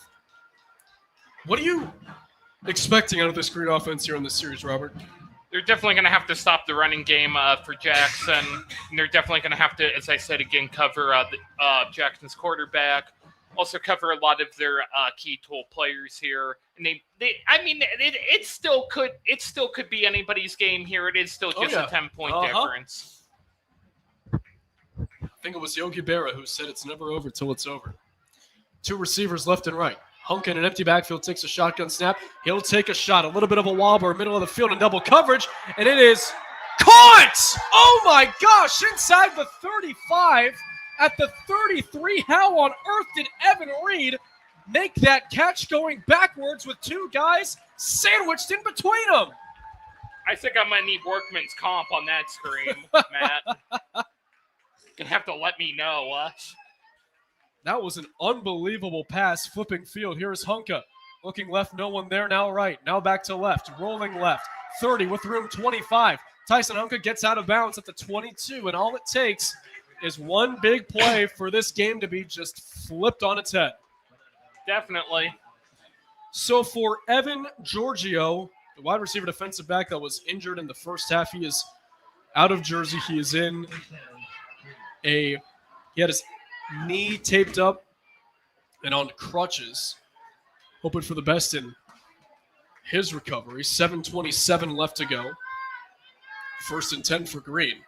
Here's Hunka in the shotgun. A give to Evan Reed right up the middle of the field. Now he has to bounce it outside, and he doesn't get much. It'll be at around the 21-yard line. He'll get a yard out of that, and it'll be a 2nd down and 9.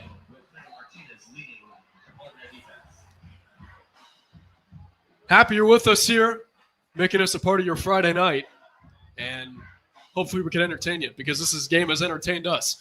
31-21, Jackson in front, under 7 minutes to play here in the fourth quarter. 1 receiver left, 2 right. Here's Hunka in the shotgun. Evan Reed to his right hip. Hunka takes the snap, fakes an option pitch, now taking himself offside, 20, brought down at the 19-yard line, so a run of about 2.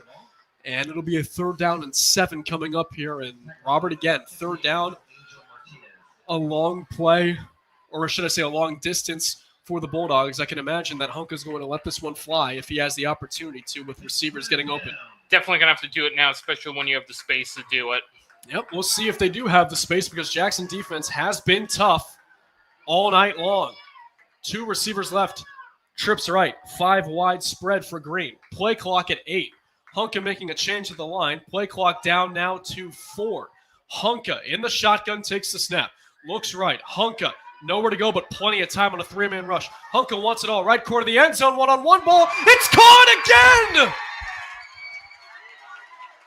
Unbelievable!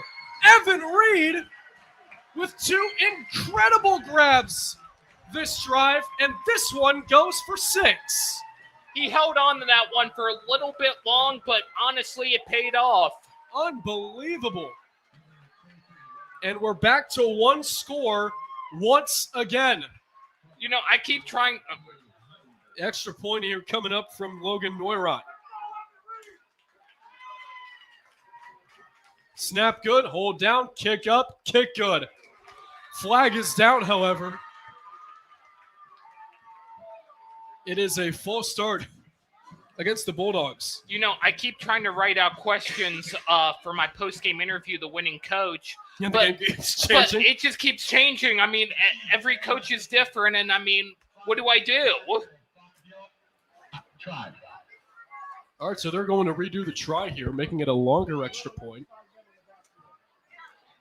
I mean, just by my questions, you can tell this is still anybody's game. Absolutely, and that's what all you could really ask for between 2 teams that are around the middle of the bottom of the Federal League, looking up. Got to have this one here tonight, no matter who you are. This will be a 25-yard extra point. It is good. No flags on the field. 5:58 remaining here in the 4th quarter in Jackson with the Polar Bears on top, 31-28. You're listening to High School Football on the Q92 Sports Network, powered by our friends at the Sarshone Auto Group. When it comes to sports, Sam Berkwin brings the heat. Catch the Sam Berkwin Show weekdays from 3 to 6 p.m. on AM 1310 WDPN and streaming live on the WDPN Facebook and X pages, plus the Q92 YouTube channel. From the Browns to the Buckeyes, the Guardians, Cavs, and your local high school teams, if it's making headlines in the sports world, Sam is talking about it. It's the local sports talk you want. The Sam Berkwin Show, weekday afternoons on AM 1310 WDPN. You're listening to High School Football presented by Sarshone Auto Group on the Q92 Sports Network. 5:58 left to go in the 4th. It is Jackson 31, Green 28. Evan Reed coming up with 2 big-time catches there on that one. One that goes for about 45 yards to set Green up on plus side of the field, and then another one from 30 to put him in the end zone for 6. Just working against defenders, angling his body to the ball, and pulling it in with his chest. It's truly great sense of athleticism there from the 6'1", 210-pound senior. Aurora will kick it on. Now it's a squib kick at the 30. That's taken in by number 12, Anthony Corsi. And Corsi to fight for the 37-yard line, and it'll be a first down for Jackson there. And Green is even in a position where they don't even need a quick 3-and-out. They can allow some leeway, but you got to understand, with the leg of Cooper Miser, you don't want to put him in a field goal range, but there's no need to rush for this Bulldogs team. They are in a great spot here.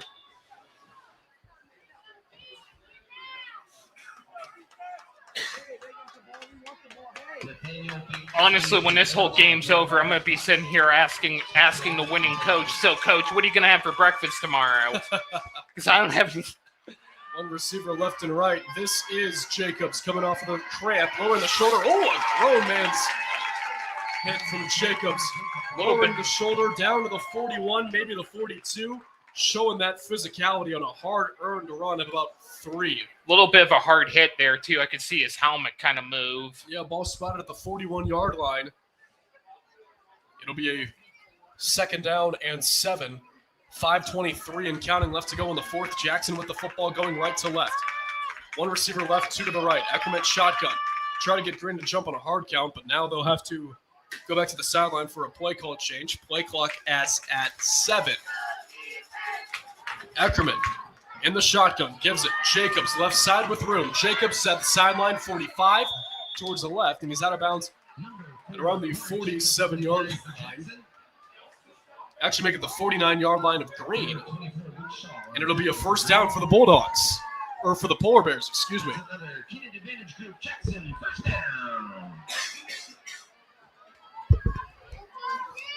So that's the thing, though, with Jackson, however, as we approach 5 minutes left to go as he stepped out of bounds. You can tell Jacobs is kind of like, oh, man. I think it was because he just wanted to let the clock wind down. So Eckerman's in an empty backfield here. Jacobs out wide left, 2 to the right. Eckerman takes the snap. It's going to be a keeper. That goes nowhere. Tripped up at the 50 on the stop there was number 53, Nolan Sankovic. Along with number 27, Josh Taylor. No gain, 2nd and 10, 4:41 and counting left to go. I still flinch every time I see dog pile tackles like that. Yeah, no, it's dangerous, but 9 times out of 10, they got out of it alive. Yeah. Everyone in healthy.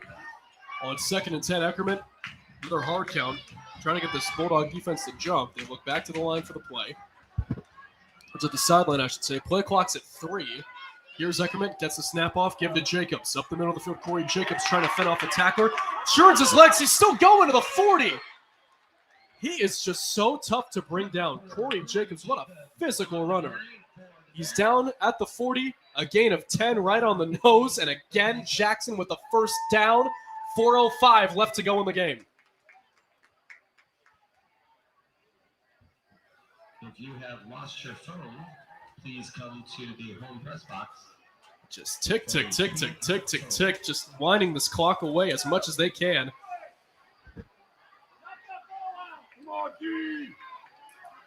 I'm surprised they're not going for a timeout around this time. I know. I was going to say, if you're head coach Mark Guys, you got to think about that now. I kind of call it not. We do have a whistle. Spectator Natalie Bates from Uniontown, Ohio. And we will have to the home press box. At least an official timeout. Yeah. It's going to be actually Jackson calls the timeout. Yeah, you definitely don't want to not call a timeout, especially when you have this many timeouts available this late in the game, or you're going to be pulling a Deion Sanders. Yeah. Absolutely. Well, this has been a really fun one, 31-28. 3:36 left to go here in the fourth quarter. Robert, what are your big takeaways from this one?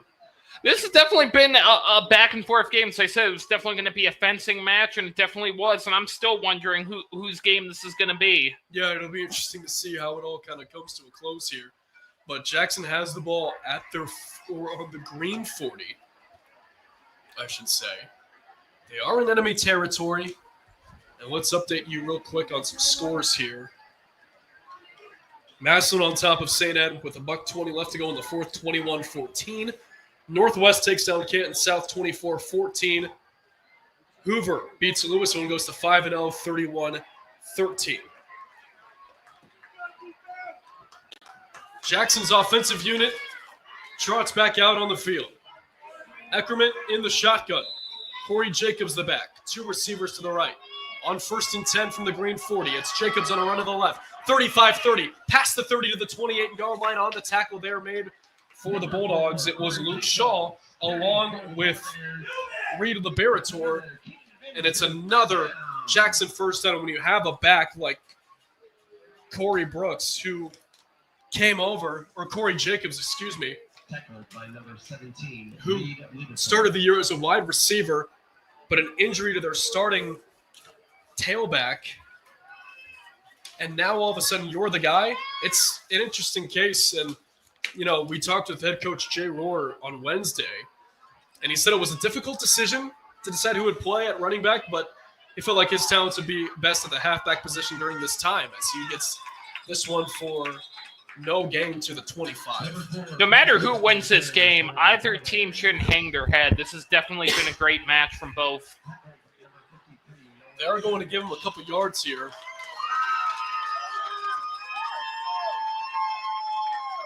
Ball is spotted at the 25. And both teams really do have a timeout, however. That's a Bellstoriers timeout.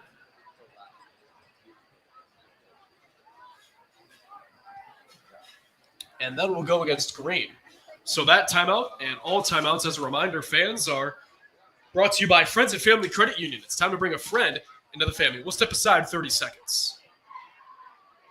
Hey, sports fans, want the latest local sports news, game photos, coach and player interviews, and live play-by-play coverage? Then follow Q92 Sports on social media now.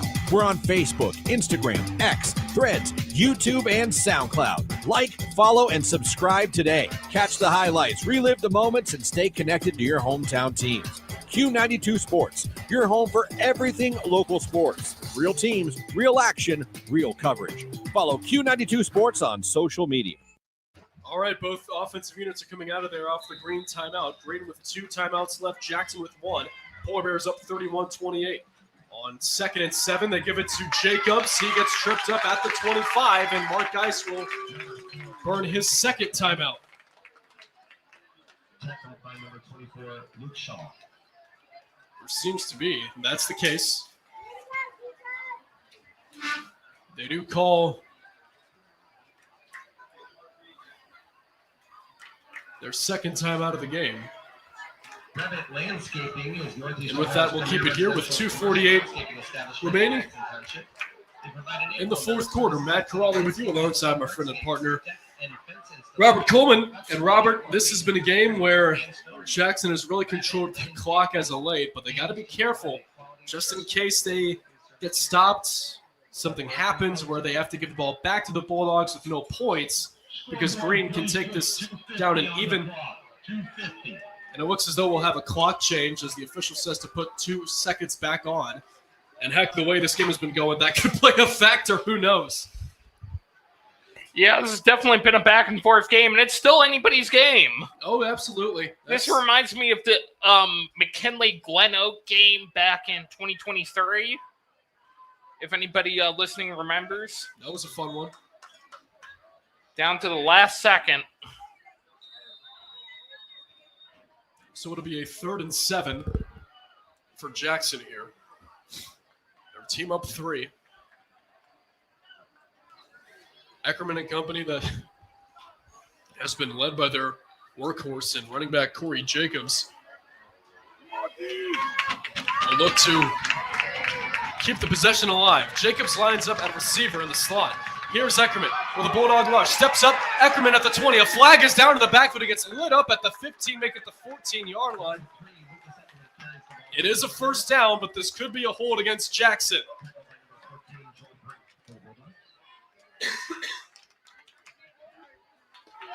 And it will be.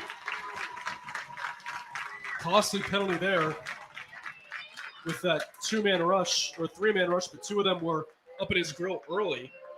Offense number 78, 10 yards, 1st down. And for Jackson, that ended up being Dominic Culp. His first penalty charged to him tonight. Massillon takes down St. Edward 21-14 in our Q92 game of the week. Tigers are 3-2 through the first 5, and they definitely needed that one to get their season back on track after a 1-2 start. 1 receiver left, trips right. Eckerman in the shotgun. Under the lay, it's Jacobs with room. 35, left side 30, 25, 20, cuts 15, 10, 5, touchdown! Corey Jacobs from 35 yards out has his 3rd of the night. Going down the sideline and taking it in for 6. Who was that again? That was Jacobs. Corey Jacobs? Mm-hmm. Okay. Another score for him as Cooper Miser now want to try the extra point. Snap good. Hold down. Miser's PAT is good. Hung upside the left upright. So Green needs to do some quick work here. 38-28. Jackson in front. Just 1 timeout remaining. Can the Bulldogs pull off a quick score and get an onside kick in all likelihood? We'll find out after this. You're listening to High School Football on the Q92 Sports Network, powered by the Sarshone Auto Group. Missed the big game? Don't worry, Q92 has you covered. Check out our SoundCloud page where you can relive every exciting moment. From high school football, basketball, baseball, and softball to Mount Union football and basketball, we've got it all. That's every broadcast from this season, and even classics going all the way back to 2016. Follow Q92 Radio on SoundCloud and never miss a play, a call, or the thrill of the game. Q92 Radio on SoundCloud, your home for every game, every season. Welcome back, everybody. 2:21 left to go. 38-28 our score. Jackson in front of Green. I do beg your pardon. I believe we've been saying Jackson's kicker, Cooper Mazur. He's calling a miser name on it. We do apologize for that. Here's Mazur approaching the football. It's a squib kick, taking a few bounces to around the 22-yard line. For Green going on the left side, this is number 13. Now going in between the hash marks, Ben Bronick. He'll be tackled down around the 27-yard line.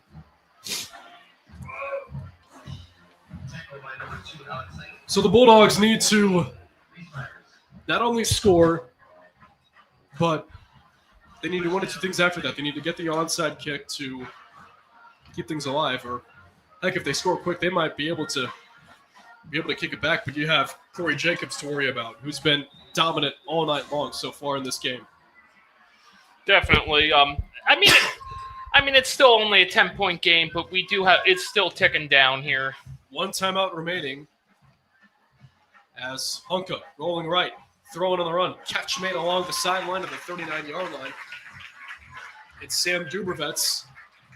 It'll be a 2nd down and 1. Stopping the clock, 2:08 left to go.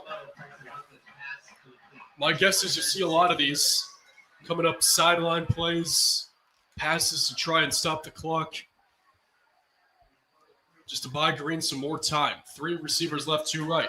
Hunka, shotgun, pocket collapsing. Hunka, throw ball is batted in the air, incomplete. One of the linemen for Jackson, and Reese Myers, got his hand up and deflected it into the air. So that'll bring up a 3rd down and 1 with 2:02 left to go.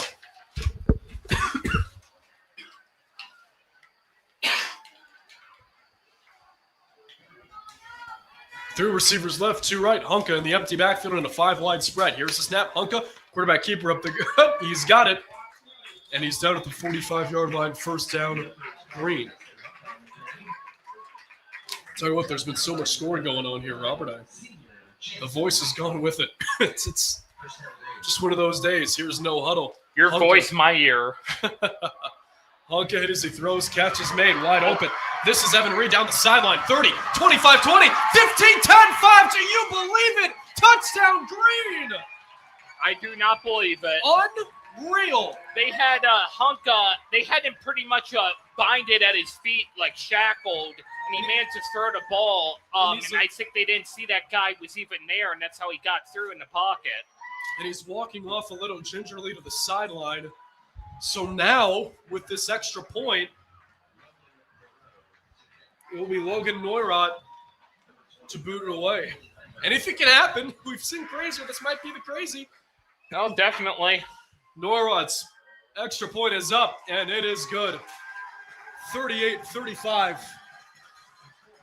Jackson now leading just by 3. I mean, can you believe it? It is simply stunning how Green can just continue to find ways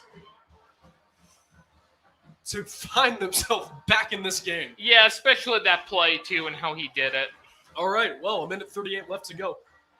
All Jackson, or should I say all Green needs to do is to stop the Polar Bears somehow, but with Corey Jacobs running the football, we know Jackson will give him that. That's a tall task. That is a tall task for this Green defense. I mean, they got about 1 minute, 38 seconds. So, I mean, it's definitely going to be down the wire, and these are where the plays of the year are made. And you're going to be expecting punches, trying to get the football out. trying to force a turnover. It has happened. We've seen a couple fumbles in this game. We promised you crazy. These last 4 years between these two teams have been right down to the wire finishes, close games. And this year is another great one. So Logan Neurath putting the ball on the tee to kick off. Onside kick in all likelihood coming as Jackson is in that look. Neurath will kick it going left to right. He will now kick it to his right, and a timeout will be spent by head coach Jay Rohr and the Jackson Polar Bears. We'll step aside real quick. You're listening to High School Football on the Q92 Sports Network. It's powered by our friends at the Sarshone Auto Group. Football fans, Mondays just got better. Join Q92 Sports Live every Monday at 11 a.m. for the Pro Football Hall of Fame Luncheon. Watch on our Facebook, X, and YouTube channels as legends from the high school, college, and pro football world take the mic with inspiring speeches and incredible stories. Don't miss a moment. Like, follow, and subscribe to Q92 Sports on social media and catch every Pro Football Hall of Fame Luncheon live every Monday at 11 on the Q92 Sports Network. All right, everybody, 38-35. Jackson in front, 1:38 left to go. Green will attempt an onside kick. Robert, what are you telling Mark Geis to your hands team to try and get this ball back in your favor? Because it seems as though they're scoring in all of the unlikely ways. They have been getting their guys in the end zone. They just need to get the ball back. That's the thing. They're going to have to be aggressive on the ball. I wouldn't be calling for the blitz, but I would say to be going for something very similar to that. All right. The blitz would be a little bit too brutal at this point of the game. We will see what happens But a lot of these people are fighting for playoff positions, so we'll see if they go onside kick here as they are going left to right. And here comes the Bulldogs going up tight. And it's an onside going up the middle of the field. But it's sniffed out by Jackson. Making the dive for it and getting his hands on the football for the Polar Bears was number 10, Max Coles, the receiver. One of the top wideouts on this squad. Making a big play on special teams. And with 1:38 left to go, ball is in Jackson's court now. Green with just one timeout. So a first down here, Robert, and you can put a bow on this one. You could. I would say it's almost there. They just have to get a stop. And even then, with the clock with where it's at, 1:38, and then milking it down all the way, it's just a matter of, okay, is there even enough time? And that, who knows? They might only have 10 seconds if they were to go 3 and out. As Eckerman takes the shotgun snap here, as Corey Jacobs running right through 40, 35-30, gets tripped up for a first down at the 30-yard line. As Mark Geis will call a timeout. And that one should do it. As Corey Jacobs has run unbelievably hard here tonight. And for Green, well, it was a great showing, 35 points. But the thing is, man, like this, trying to defend Corey Jacobs, he's been so tough. He's helped Jackson out in terms of getting them into good field position, getting them to score. And the more they did that, it was too little too late. No matter how many times Green got it in the end zone, Corey Jacobs was just too tough to stop. Yeah, this seems like a lot of Green's other games that were incredibly close like this, and they couldn't just find a way to get over the hump to win it. Mm-hmm. Well, the Bulldogs will, in all likelihood, if things were to stay the same in terms of the score, make a run the table, I should say. If Jackson were to hang on here, they'd go back to 500 at over 500, I should say, at 3-2. And Green would drop to 1-4 as Lucas Eckerman and the Polar Bears are in victory formation. As he takes the first knee, but with the clock being the way it is, he might have to do that a couple more times here. And as a reminder, fans, make sure to stay tuned to the post-game show where we'll break down all the action of this one with myself, and scores from around Stark County. And make sure to follow Q92 Sports' social media, as you'll hear Robert's interviews with head coach Jay Roy and possibly some players of the game. I just have his questions wrote out right now, too. All right, 57 seconds and counting.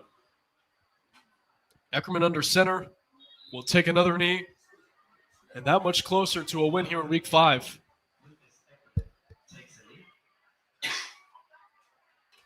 Just a dominating performance from both teams. It was a great game. But in the end, it was Jackson who prevails.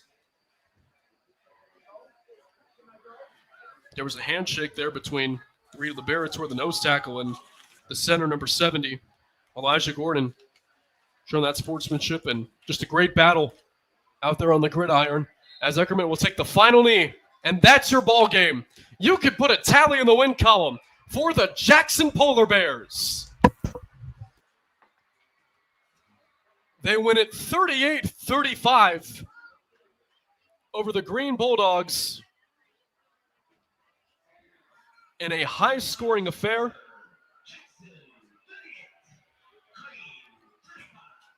As that will wrap up Week 5. We're halfway home through the high school football regular season in 2025. Both teams go through the handshake lines at midfield. And with that, we'll step aside as we will have the high school football postgame show coming up next here on the Q92 Sports Network. You're listening to high school football on the Q92 Sports Network and Q92 Radio's YouTube channel. It's time for Purple Raider football. Catch every snap, every score, and every big moment all season long on AM 1310 WDPN. This year, it's even easier to follow the 13-time national champion Mount Union Purple Raiders. Listen live on AM 1310, the WDPN Facebook and X pages, and streaming on the Q92 YouTube channel. Sam Berkwin and Ryan Bevere are back in the booth, bringing you all the action. Don't miss a minute of Mount Union football on AM 1310 WDPN. Welcome back, everybody. It's the high school football postgame show here on the Q92 Sports Network and Q92 Radio's YouTube channel. It's all powered by our friends at the Sarshone Auto Group. 38-35. Jackson takes down Green in a high-scoring affair. An awesome football game between two Federal League foes. As let's dive into some scores around the area here in Week 5 of the high school football season. Massillon in our Q92 game of the week takes down St. Edward by the final of 21-14. Tigers improved to 3-2 on the season. Northwest takes down Canton South at home 24-14. Hoover is a 5-0 football team, 31-13 the final on the road against the Leopards in Louisville. McKinley on top of Perry on the road 28-18. That game's still in the fourth quarter. For Alliance, they win at 42-7 over Canton Central Catholic and Minerva. It improves to 4-1 on the season. They've rattled off 4 in a row as they take down St. Thomas Aquinas 31-0. Ridgewood takes care of East Canton tonight 28-0 at home. Lake wins on the road in a Federal League matchup against Glen Oak. 35-21 the final. Orville in a very high-scoring affair. 48-35 against Fairless at home. Triway takes down Tuslaw on the road, 21-14. And Strasburg takes control of the Sandy Valley Cardinals by the score of 42-7.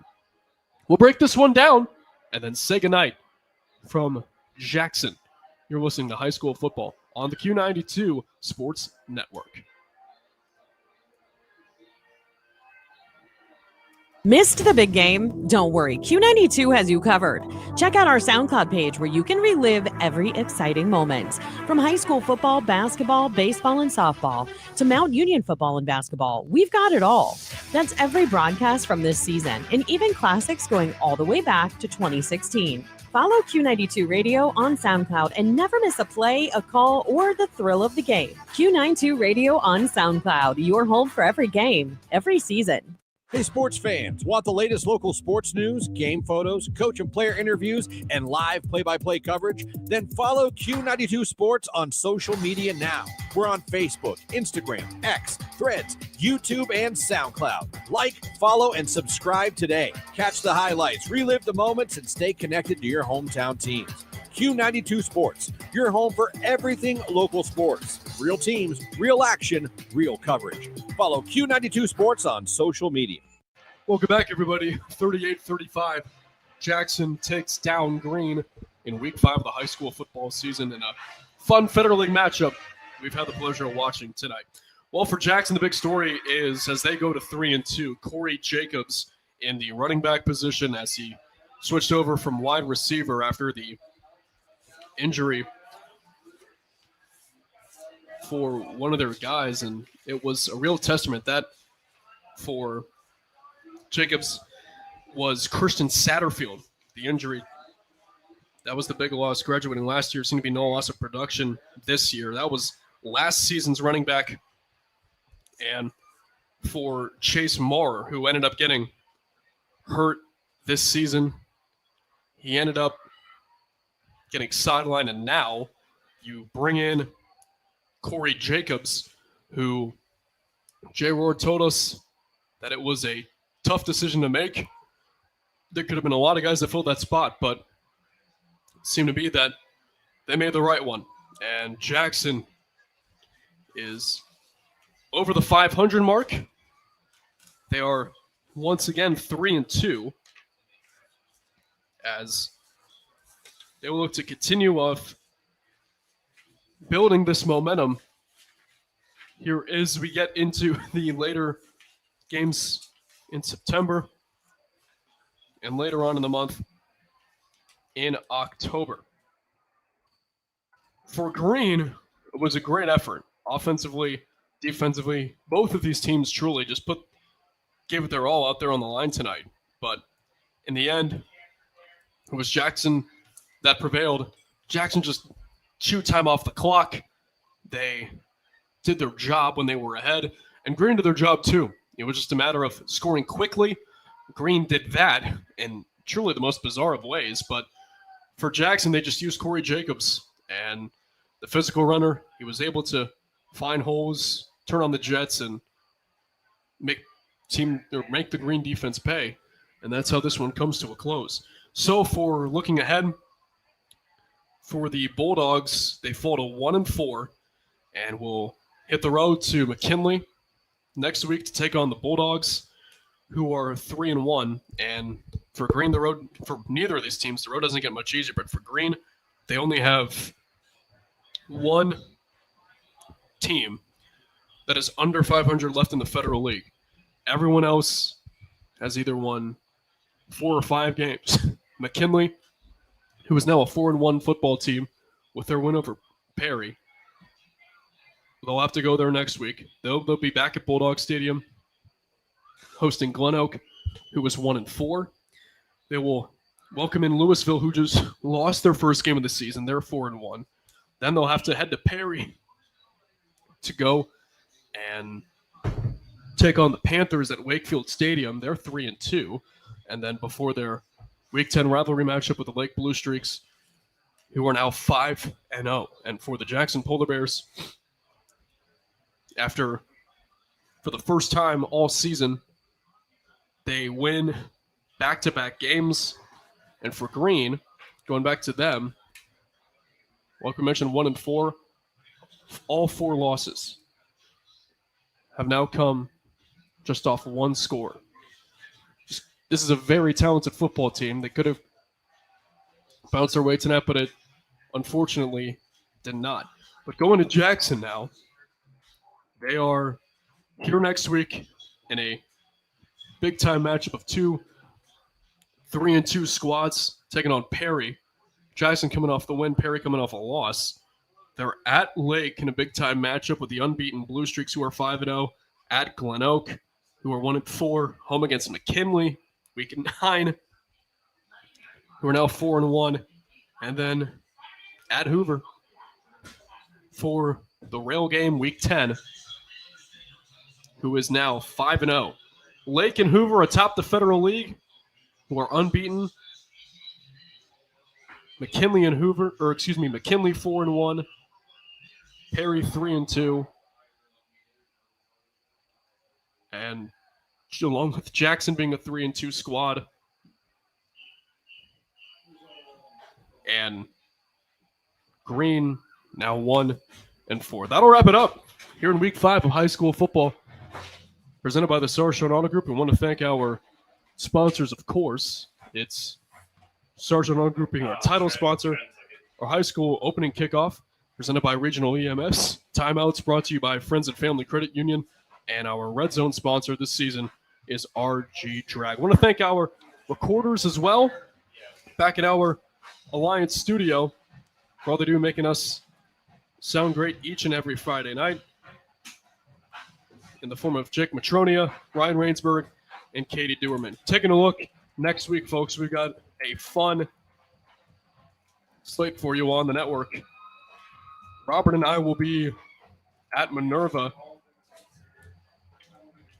as the Lions, who are 4-1. A great feel-good story.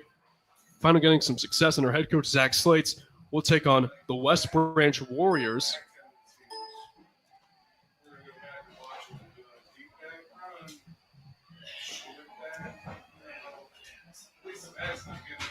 Taking a look, I beg your pardon, had some technical difficulties here. Orville at Canton South. We'll have Hoover at Glen Oak for you on the stream, along with Perry and Jackson. Those 3-2 matchups should be a fun one tonight, or next week, I should say. Northwest Indians will be taking on the unbeaten Lake Blue Streaks, try and knock them off for the first time this year. Our AM game is Salem at Alliance, and then our Q92 game of the week are these Green Bulldogs on the road in Canton against McKinley. So for my broadcast partner, Robert Coleman, we thank you, the listener, for tuning in to another edition of High School Football on the Q92 Sports Network, presented by the Sarshone Auto Group. My name is Matt Corrali. We're trying to find his voice. He hopefully will by next week, and saying so long from Robert Fife Stadium. Or once again, your final, Jackson 38, Green 35. So long, everybody.